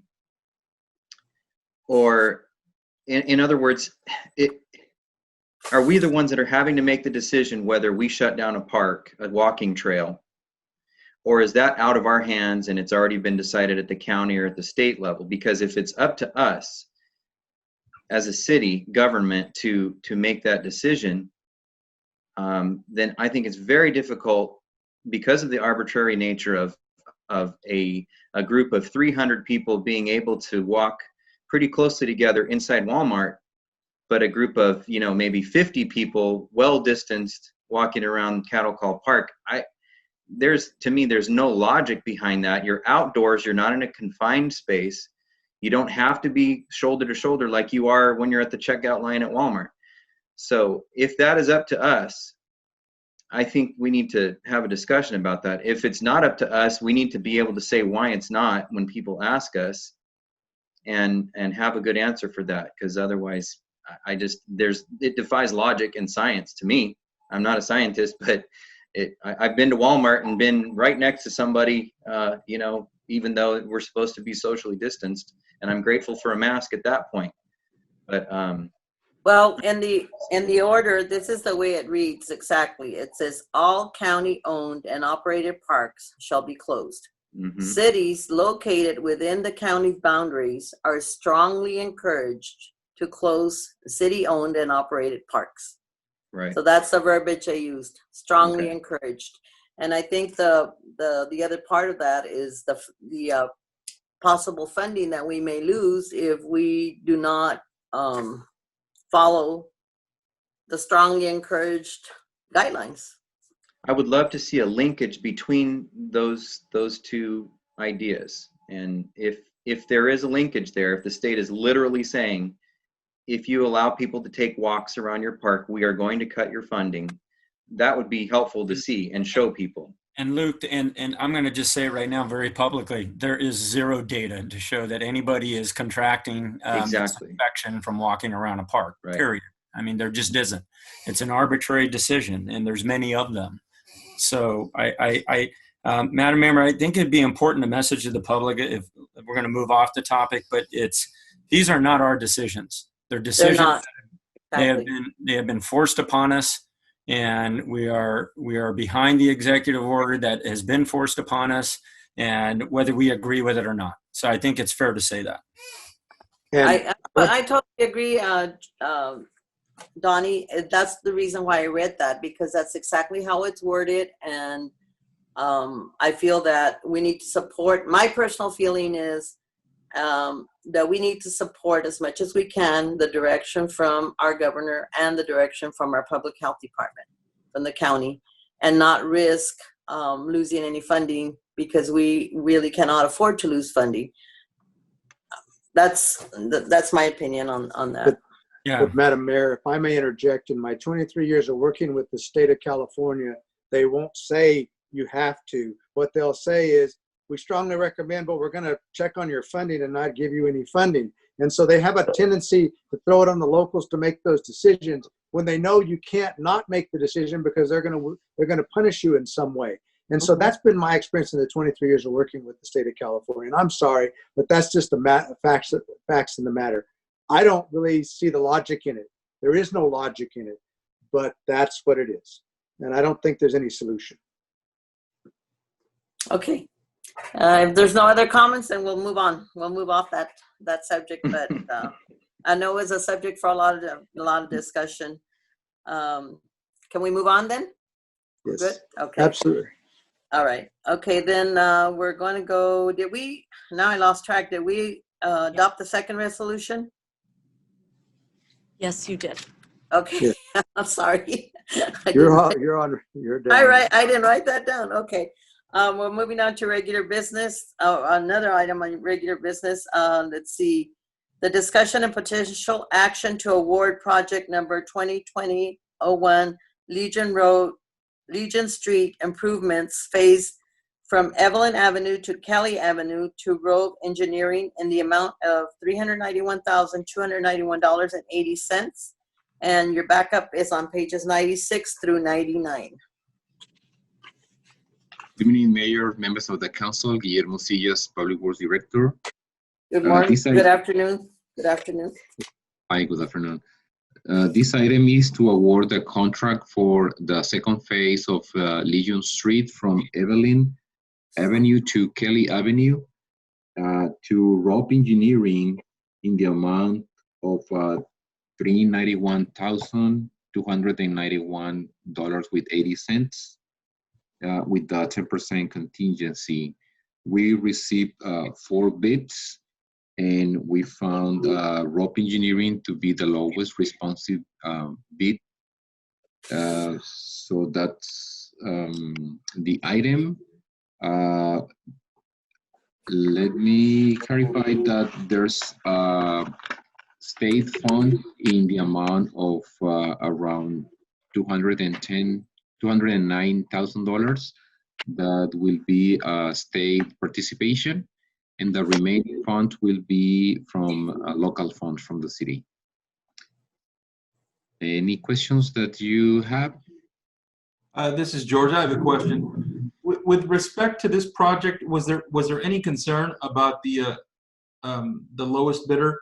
I know that there was some information with respect to some concerns on the process. Are we still moving forward with the lowest bidder? Right. As you can see on the material, LC paving and sealing was considered non-responsive because they did not submit all the documents required by the contract documents. And the second lowest bidder was Rope Engineering. Has Rope Engineering done any business with us before? Not with us, but they have done some work with Caltrans in the geyser problem that some time ago Mr. Sean Rizzuto was informing you about. Yes, I remember. They were participating on that in some other projects in Imperial County. Okay. If I'm not mistaken, they are doing the mini storage location in El Centro. I think that's Pico, behind El Pollo Loco. Yes, Okay. that's correct. Okay. Okay, do I have a motion on that? I'll make the motion to approve the award. Second, Donnie. Okay. Motion by Councilmember Couchman, second by Councilmember Wharton. All those in favor? Aye. Any opposed or abstentions? Okay, the motion carries. I think people Thank will be you. very happy to see. Good to see that we're moving Oh, forward. yeah. They'll be happy to see that. It needs, 4 years in the making, 5 years in the making. Thank God. How soon do they start? to, And this will be stage 2 of 3. The next phase will take Legion Road improvements to western city limits. So we have secured the funding for that as well. And we're looking forward to getting to work right away. And we'll be messaging that outward as well on behalf of the city because we know it's of such great interest to our residents. Yes, be happy to see that go forward. Thank you, Guillermo. I know it was a lot of work on your part too to get this through the whole thing. So we appreciate your hard work on that. Okay, is that it for you, Guillermo? Yes, it is. Okay, then we'll move on to discussion and staff direction regarding the August 2020 public meeting schedule. Is that you, Rosanna? Yes, Mayor Kastner-Howdigi, I wish to update the council. Normally at this time of the summer, we talk about the August meeting schedule. Because of the 30-day delay or so that we have with budget preparation, you may have noticed a little earlier in today's staff comments that we are hopeful about getting the final agenda ready for City Council consideration at the second meeting in July, which would be the 21st. We are anticipating as we project ahead that in August, that first meeting date is actually quite important to retain. And if that date won't work for council members, that perhaps council will consider an alternative date early that first week. We do have a significant action item that will involve the Ocotillo Springs apartment project, which this is a really large-scale, energy-efficient project that the city joined as a co-applicant with, and there are some key deliverables that won't be complete by the developer in the month of July. So we know we really do need that August date to preserve the chance for the project to meet their state milestone. So if council is open to it, we are respectfully requesting that at least that first date or that first week of August that council consider a meeting during that window. Personally, I don't have a problem. I'm not going anywhere. So I'm open to any day that if the rest of the council is open. I'm good. We can do a Tuesday, if we want to stick with a Tuesday. Is anybody out of town that week or has plans to be? You're going to be out? Donnie? Yeah, I respectfully, I guess, communicate here with my fellow council members. I was betting a little bit on the fact that our past practice has been going dark, even though knowing there's always the possibility of a special meeting. I do have an out-of-state, a rare travel event to go visit my son and daughter-in-law in a different state. So I'm looking to be in Alaska that week. When will you return, Donnie? Just late that week. So my intent's to be back by the 6th, that Thursday. So the only thing I would, I mean, if it's imperative, obviously, we, ideally to have all 5 of us, anytime thereafter is fine. I'm just gone the first week. Donnie, Could we go to this? Oh, go ahead. I'm sorry, George. I have commitments of the week after. But Donnie, would you be available? I know it's a long travel day for you. You're coming back Thursday. Would that Friday, would you be available on the 7th by chance or no? Or I could. The only, obviously provided no interruptions or travel. Yeah. And I can 100% firm that up because the air travel's been booked. So yeah, I can double check that, but I believe I should be home on the 6th. I just got to make sure it's not something ridiculous like 3 a.m. or something like that. I can't remember the exact flight arrangements. So yeah, 2:30 in the morning. Is that good? I can't remember. Is the last Tuesday in July too early, Rosanna? Yeah, what about July? Is that too early? The last week of July? There are some documents and they're engineered documents that the applicant's responsible for preparing that become the basis for what's contained in the development agreement. So we don't expect that it can humanly be delivered in time. They're a little behind schedule. We can do everything possible to see if there's opportunity to accelerate. Staff can do it on their end. We definitely are open to it.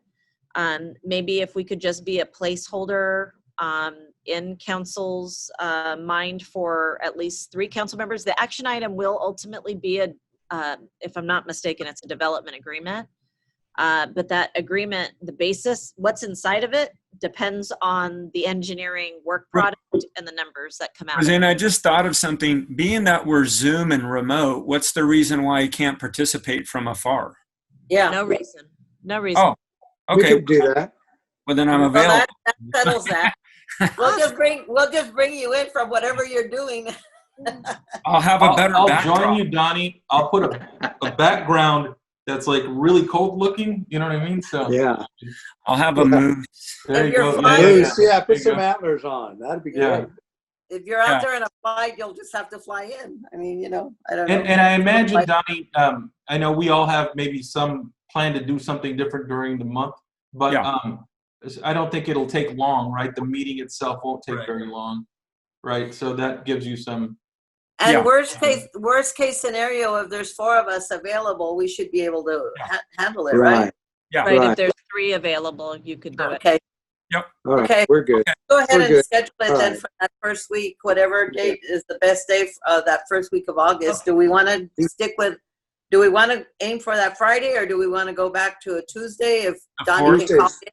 That's fine. Tuesdays. Was the 4th still work? You won't be traveling on the 4th, right, Donnie? No, Okay. I will not be. The 4th would work. I'm already there. Yeah. Let's do the 4th then, and we'll stick with the schedule, and then he can call in. What's the And time that's difference? Is there a few Just hours? 1 hour. Just No. 1 hour behind. Yeah. So no problem. Okay. So I'll work through it with all of you, and if you find that a different time of day ends up working better for everyone, whatever works for you, we're here to support you in carrying out that action item. Super. Okay. So for the second meeting in August, should we assume dark, or do you want to preserve? Right now, we're not projecting any hyper time-sensitive items. Well, I mean, it was always nice to have the month off. I don't know, unless there's something that we need to address or discuss, I would say maybe we should just plan on going dark the rest of the month. And people can kind of plan to, maybe by then you can plan to go somewhere. I don't know. Yeah, with COVID, I'm not sure anybody's going a long ways or anywhere, really. We all have to fly to Alaska. I think that's about the Yeah, safest that's a place. long ways. What do you think, the rest of you? Do you want to schedule a meeting, or do you want to leave it up to if there's something that comes up? I said we just leave it like past practice, and if something comes up, we can meet. Okay. With Zoom, it changes the game. I mean, even if we're gone somewhere, it's easier. It's easy to call in. Yeah. Yeah. Okay. Maybe for you guys. You're dealing with a dinosaur here, you know. I mean.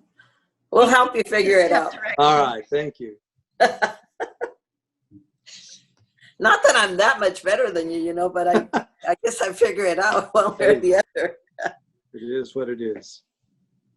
Okay, is that it, Rosanna, on that one? Yes, yes, it is. Okay, all right, then we'll move on to informational reports. And in your packet, you have the record of building permits for the month of May 2020, prepared by our interim building official, Oscar Escalante, and hopefully you had an opportunity to review it. Not as many permits, but I don't know, maybe the sign of the times, I'm not sure, but it's there. Any questions on the building permits? Okay. Okay, moving on, we'll go to departmental reports, and I believe, is Mike still around? He was going to provide us with an update on the July 4th firework activities and anything else that may have happened on 4th of July. It's an explosive topic there, Mike. Yeah. I think in George's neighborhood there was a lot. I don't know about mine. It's all of our neighborhood. George, Yeah. I didn't see you doing any fireworks. I mean, I kind of looked down the street, but That was I don't know if Donnie was doing any. All safe and Donnie? sane. No? Okay. George was in his backyard. Maybe George was in his Unfortunately. backyard. No, but I did get material land on me from people lighting Really? fireworks. Yeah. We didn't There was see quite a few. There were quite a Terrible few this year. on our street. Yeah. Anyway, sorry. Okay, go ahead, Mike. Sorry about that. No, it's okay, and it leads right in. Again, Mike York, Fire Chief, City of Brawley, Madam Mayor, and City Council. Very difficult to quantify, just based off observations from myself, from my staff, and members of the public that I've spoken with. The use of illegal fireworks in the City of Brawley this year was far worse than previous years. What we can quantify is this year on the 4th of July, the Brawley Fire Department, on the 4th of July in the very early hours of the 5th, we responded to 12 calls within the city, 8 of which were fires. This year we had 8 fires. One was a structure fire in an unoccupied residence. There was no injuries reported. But it was a high likelihood we recovered bird fireworks from the site. We had 7 other fires that were suspected or confirmed to be fireworks related. Those were on fences. Those were on within or near trash receptacles, dumpsters, bins, things like that, or in brush in some of our areas where brush is prevalent. As a comparison, last year in the same hour time frame, we had 4 fires last year. They were all brush, trash receptacles, and a fence fire with minimal damage. So we did see some increased fireworks activity. We definitely experienced increased emergency incident response related to fireworks. There was some serious damage. Very thankfully, very fortunate, we did not have any report of injuries this year in relation to fireworks. Speaking with some of our vendors, the Safe and Sane sales went very well for our nonprofits that utilize that vehicle for fundraising. There was quite a bit of Safe and Sane use, which we strongly encourage for people to utilize those fireworks. But unfortunately, we did observe quite a bit of the illegal aerial fireworks. I believe our interim police chief Shepard is available for a law enforcement update. Okay, thank you. Thank you, Mike. And welcome, Chief Shepard. We're ready for your report. Thank you. Good evening, Madam Mayor and council members. So between the 29th, which I believe was Monday, and the 5th, which was Sunday, we had a total of 55 fireworks calls into our dispatch center. And of that, 34 of those were on the 4th of July. So there was one in particular. It becomes a situation where the officers or even the community where here's a boom, and the police officers drive over there, and there is no fireworks in sight, and nor are there people that are lighting them. And then a boom comes from a different area, and then they drive over there, and it's one of those situations. But there was one incident of fireworks that were not legal, and they were seized, and that individual is going to be issued a citation for that violation. But that's all I have to report. Just to echo what our fire chief said, a significant increase this year from the past year, and or previous years, plural. And from what the officers are telling me, starting much earlier, starting on Monday versus just being on the holiday. So, If I could add something, I know that I got multiple complaints about, fireworks going off, and they were loud and nonstop. So what I also heard just from commentary was that they're being sold privately online on Facebook and social media. They're promoting those sales, just private illegal sales. So maybe that's something we can look at in the future. It's become such, maybe this year is a little bit different because of COVID and everybody's kind of, in quarantine, and they're frustrated and they want to get out and do whatever they need to do. But it just becomes a problem. The other messaging I think is really important is for all of us to let the public know, and this is the public, I'm speaking to you, is that the only legal fireworks in the city are safe and sane fireworks. That means they stay on the ground, and they're not leaving, and they're not aerial. So if you see anything in the air, that's illegal. That isn't authorized by the city council or the city of Brawley. So it's just safe and sane fireworks that remain on the ground. And so, because there is some confusion, I think we received a letter from the public, and they were concerned that we're allowing that, and we're not. So anyway. And Councilmember Nava, if I could also add, I think it's important.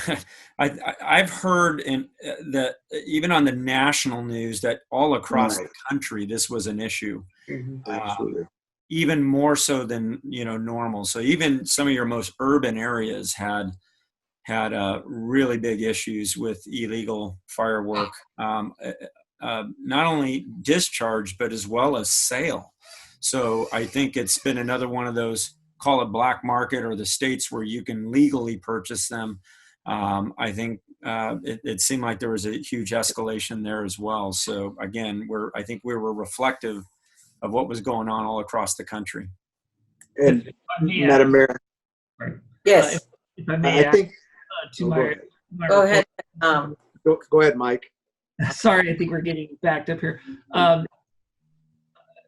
I don't have the numbers for our neighboring or partner agencies, but I do know that for one of the incidents that we responded to on the 4th of July, we did request assistance from a neighboring agency. And when they responded on scene, they were delayed, and they did state that many of our other agencies in the county were experiencing the same overburden of fires related to fireworks. And in a business that we rely very much on mutual aid, whether receiving or giving it, had there been a major incident that evening, it would have been very difficult to receive any assistance, as there were multiple structure fires throughout the valley. So I think it is indicative that this activity was greatly increased over prior years. And it also highlights the dangers of these fireworks that are not safe and sane. They do go in the air. They do have a much higher likelihood of starting and causing fires. And we could have easily been overburdened. We were very fortunate that we were not. Yeah, my understanding is that there were sales of fireworks from the Indian Reservation over by Winter Haven. That may be the first year that that's occurred. And also with the cancellation of all the shows and everything, there was more of a tendency of people wanting to do their own fireworks. So I think this was an anomaly, and I think we'll have to look at it for future years and see how things go with that. I think Safe and Sane actually worked out pretty well, and I did not see the numbers of Safe and Sane fireworks that I had seen in the past, but I saw quite a bit more, I think, illegal fireworks than what I had seen in, say, last year. And so I don't know if that's indicative of anything. I think that as availability increases, you're going to get more people setting those off. So anytime there's an availability increase, it appears that certain people are not going to follow the law. And that's just the bottom line. So that's all I really have to say on it. It is disturbing, I think, for a lot of different people, and it can be dangerous. That sounded a little bit like Stone Cold Steve Austin right there. And that's the bottom line right there. You know, That's the bottom line. Yeah. Do we know if, I mean, I know obviously if people buy these illegal ones, they're not going to go out and buy the Safe and Sane ones.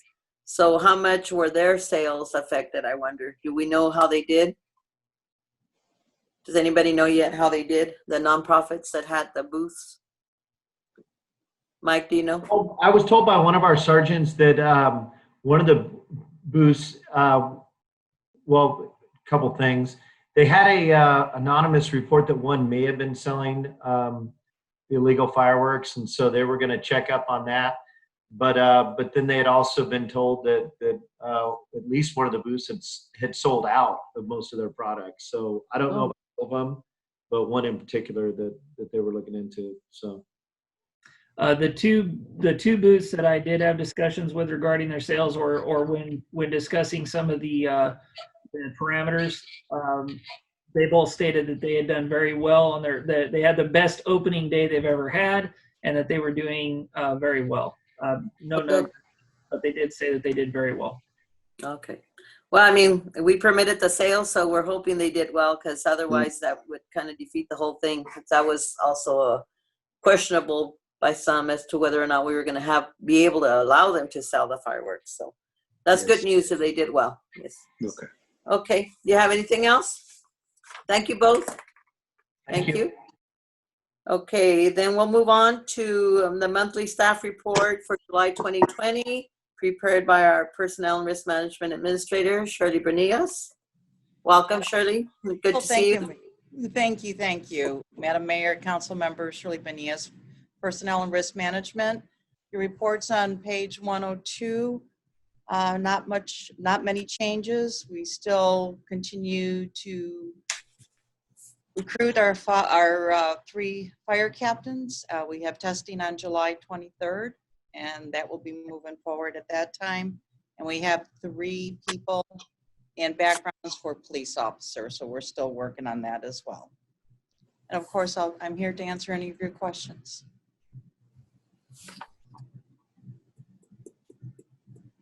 No questions. None from me. Thank you. Thank you. Okay, then moving on to the update on the emergency construction project at the Brawley Water Treatment Plant to replace the components of 2 sedimentation basins. Guillermo? Is Guillermo still around? Oh, there he is. Yes, he's in the process of being brought on. Yes. Okay. Yes, regarding this project, this emergency project continues. The basin number 1 is still operating properly. The basin number 2, it's working in a test period that is very close to finalize, and we are just waiting for the trough of basin number 1 to arrive to replace them and to test them for about 1 week, and the project will be completed. Okay, good. Any questions for Guillermo? We are expecting that this will be the last update to the council prior to project completion. The monitoring that's occurred to date has the features responding as expected. Okay. Thank you, Guillermo. Thank you. Okay, we'll move on to council member reports. And we'll go ahead and start with, I told Sam I was gonna give him a break today and would put him on. We'll start with Councilmember Wharton. I actually, I think with the comments that were shared, actually shared what I was gonna say. So at this time, Madam Mayor, I have no further comments. Thank you. Okay, thank you. Okay, we'll go on to Councilmember Nava. Well, thank you very much. I'll keep it brief, but I do want to thank staff for the work that they're doing. I know we're in trying times, certainly as staff members. I do want to thank the public for their patience. I know it's been a difficult transition during COVID, and there's still concerns with respect to why we're operating the way we are. So, you know, I'm hopeful that we can provide more clarity to the public, whether that's online or through interactions. I know we're all available for commentary, so you can reach out to us, certainly. I do want to just make mention of the passing of Bill Burns, who was a former Brawley PD officer and a Vietnam veteran. So Bill Burns was somebody who helped me in my younger years, and I worked with him briefly, but a very nice man, and I appreciated his contribution to the community and to the country. So my condolences to his family. I do want to make sure that we recognize him just briefly. And my condolences to Mr. Eric Reyes and Max Reyes. They lost their mother yesterday, and so condolences to that family as well. So do want to, you know, offer that just publicly. And again, thank everybody for their patience. I know that there's a lot going on and not a lot going on at the same time, but you know, I'm certainly available. I know the rest of the council is too. If you have concerns, questions, reach out to us. We're a phone call, text away, even if it's just to relieve yourself of some frustration and just maybe express that to us. Please do. Thank you. Thank you, Councilmember Nava. We'll move on to Councilmember Couchman. Okay, very brief. Thank you to all the city staff. I see them out working all the time. I do drive around the city frequently just to kind of get out of the house a little bit, stay in my car most of the time.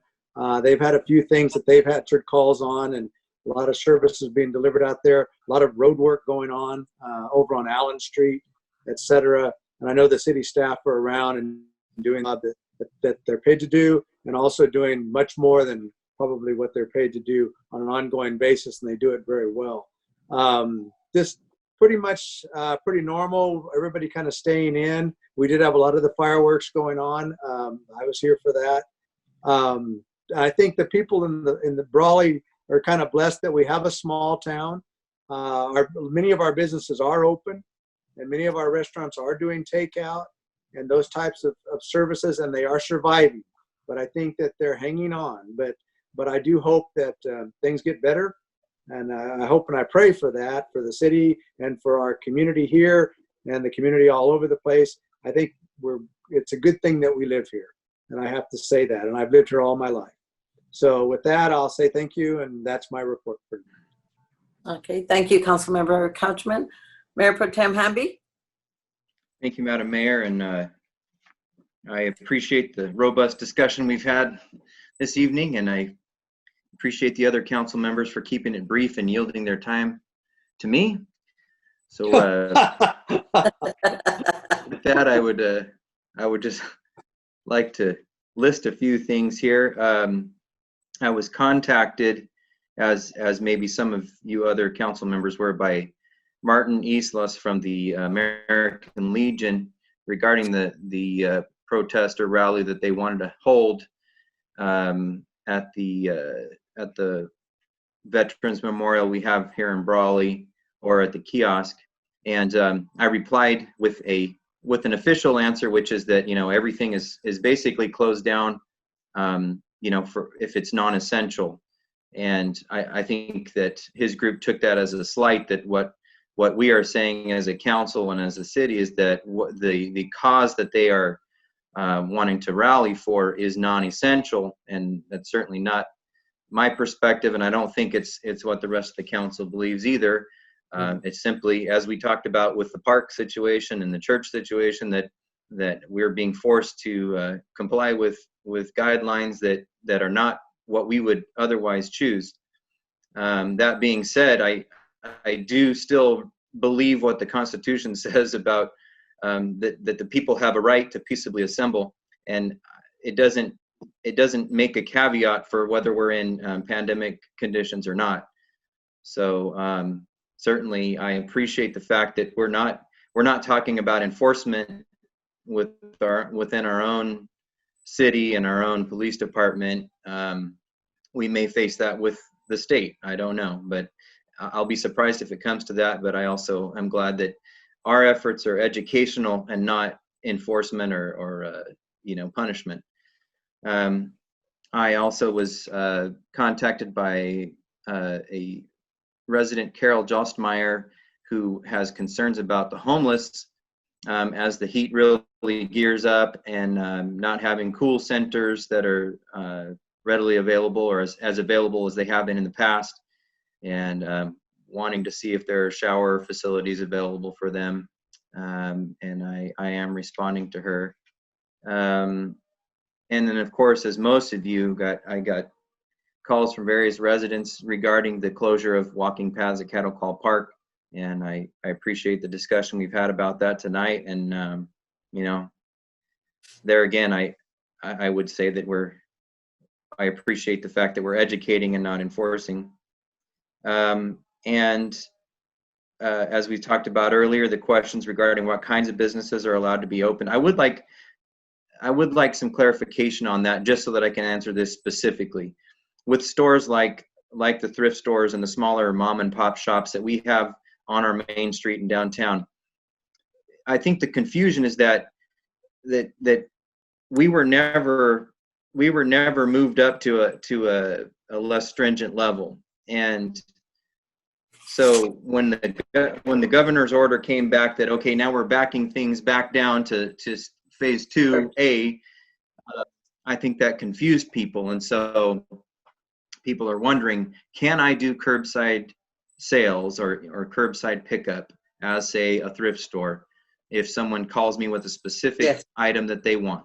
To bring I would say yes. Out to okay. Now, are they allowed to let a customer into their store? Say that again. No. The walk-in, no. According to the latest, Walk-in, no. No walk-ins. Okay. Just curbside. Walk-in, no. Curbside, yes. Okay. Think about, just if I could say something, think about how difficult that is when you don't have a uniform inventory, right? You don't, it's a thrift store. Like, how are you going to get people to, you take pictures of everything, you know what I mean? It's just so challenging. Right. I think some people have taken this challenge and risen to it, and are now, more like Etsy shops or whatever, where their merchandise is online and they can sell to not just someone at their curbside, but ship it out of the city. So, I applaud those people that have taken lemons and made them into lemonade, but for the vast majority of people, it's going to be very difficult to make something like that happen. I hope everyone had an enjoyable and safe 4th of July Independence Day weekend. I sure did. I really enjoyed the activities that we had going on. I was honored to host the inaugural Brawley Patriotic Porch and Yard Decoration Contest. Very good. And I was really thrilled with the amount of participation for such a last-minute event.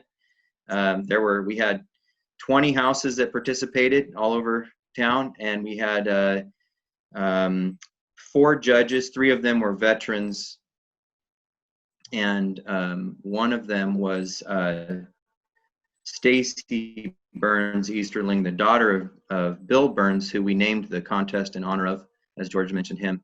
And so that was an honor to have her as part of that, in memory of her father. And we had probably close to 20 business owners, residents, couples of Brawley donated either money or gift cards or merchandise toward prize packages for the winners of the contest, totaling probably more than $2,000 worth of either cards or money or merchandise. So that was pretty amazing. And so those prize packages were very valuable. I was disappointed that I couldn't participate as the host, but it is what it is.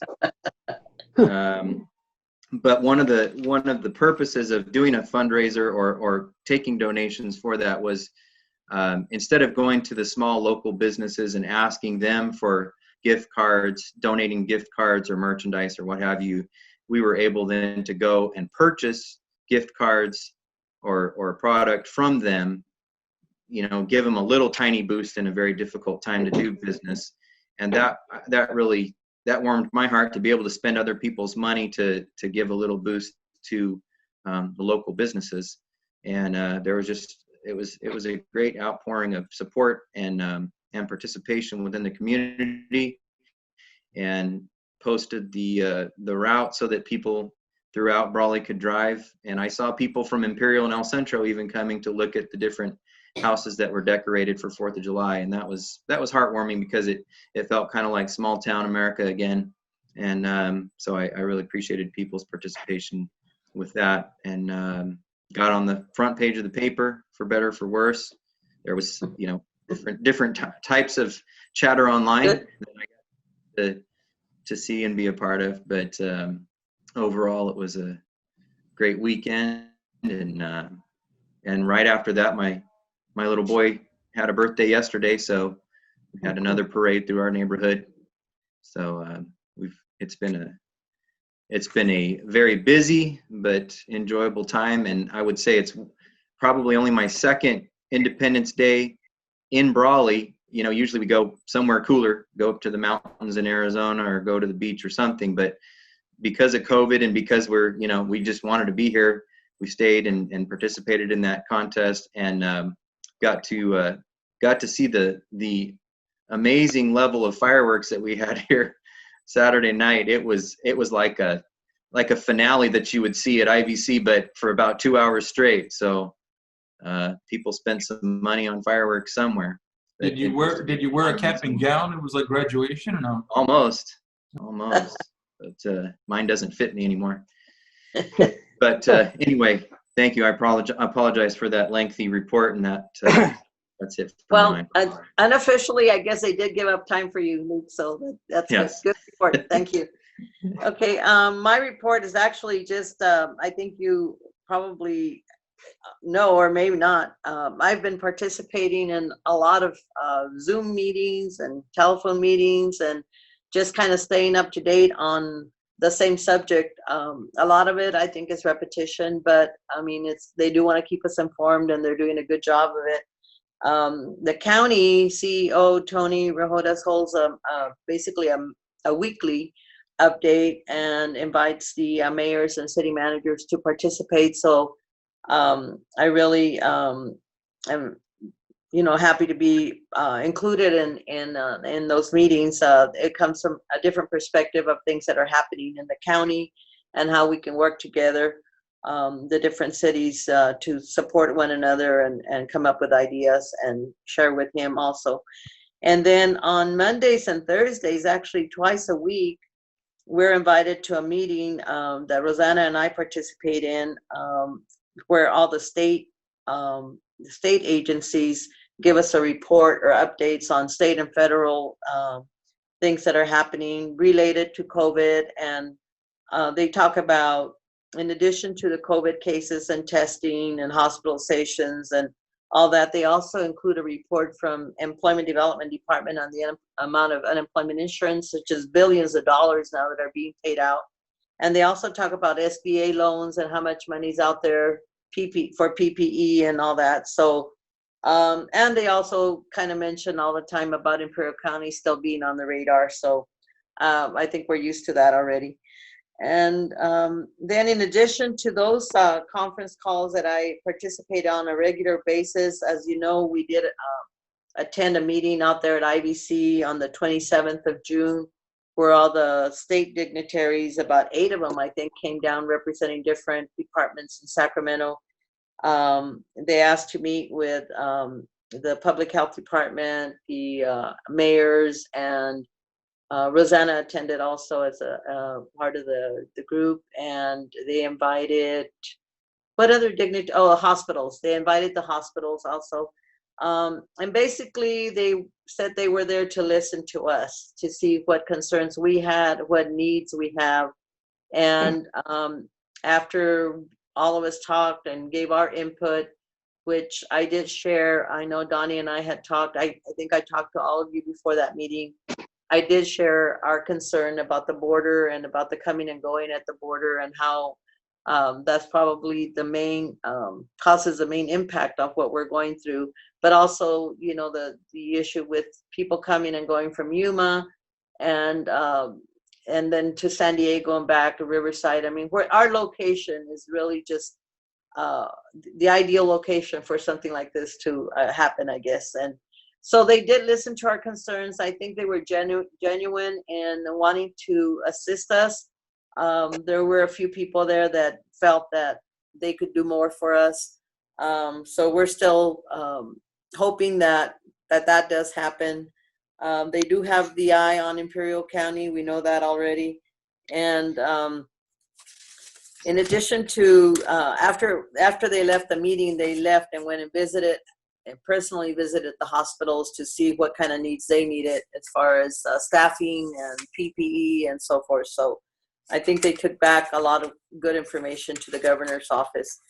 And then last week we had a meeting we had an invitation from the Mexicali mayor, who wanted to kind of talk to all the mayors and county representatives to see how we could work together with Mexicali also on trying to get control of the COVID situation.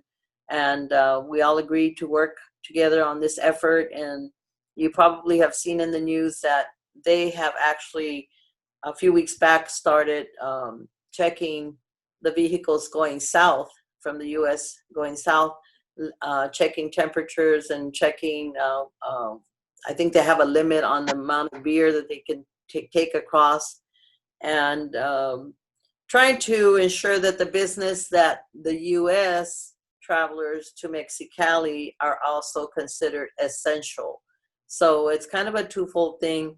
They don't want people going to Mexicali unless they have essential business over there also. So we respect that, and I think hopefully the public is respecting that, because a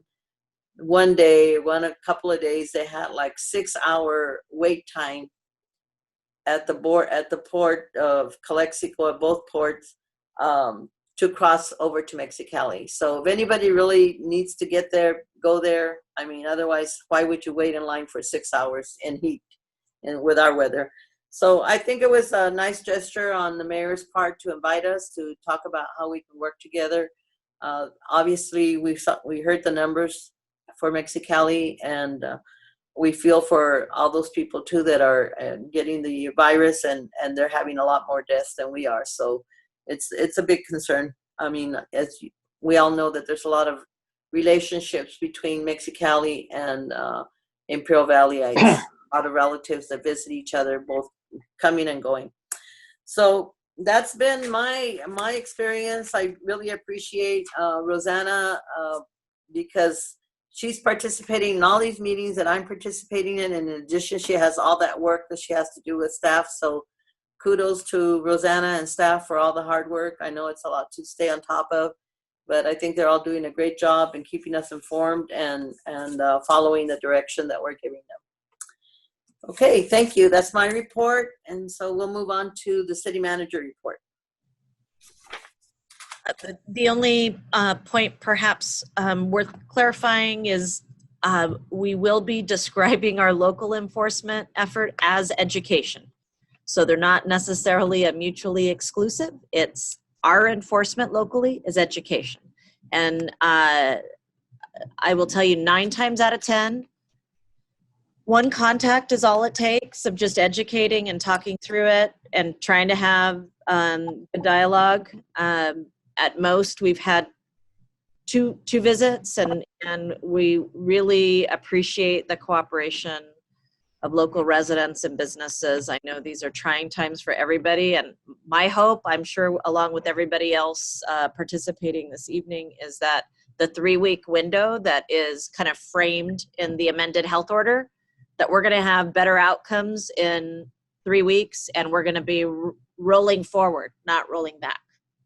So that is all that I have to share at this point tonight, and we do have a couple of closed session items that we're hoping to work through with you. Okay. So city attorney will be participating in closed session? Yes. Okay. All right. I guess that concludes our meeting, this part of our meeting. So we'll go ahead and call in. Rosanna sent us the phone number to call in. So we'll take a 5-minute break and then we'll call in. Okay, thank you. Thank you, Thank you, everybody. everyone. Thank you. Okay, thank you. Thank you. Bye.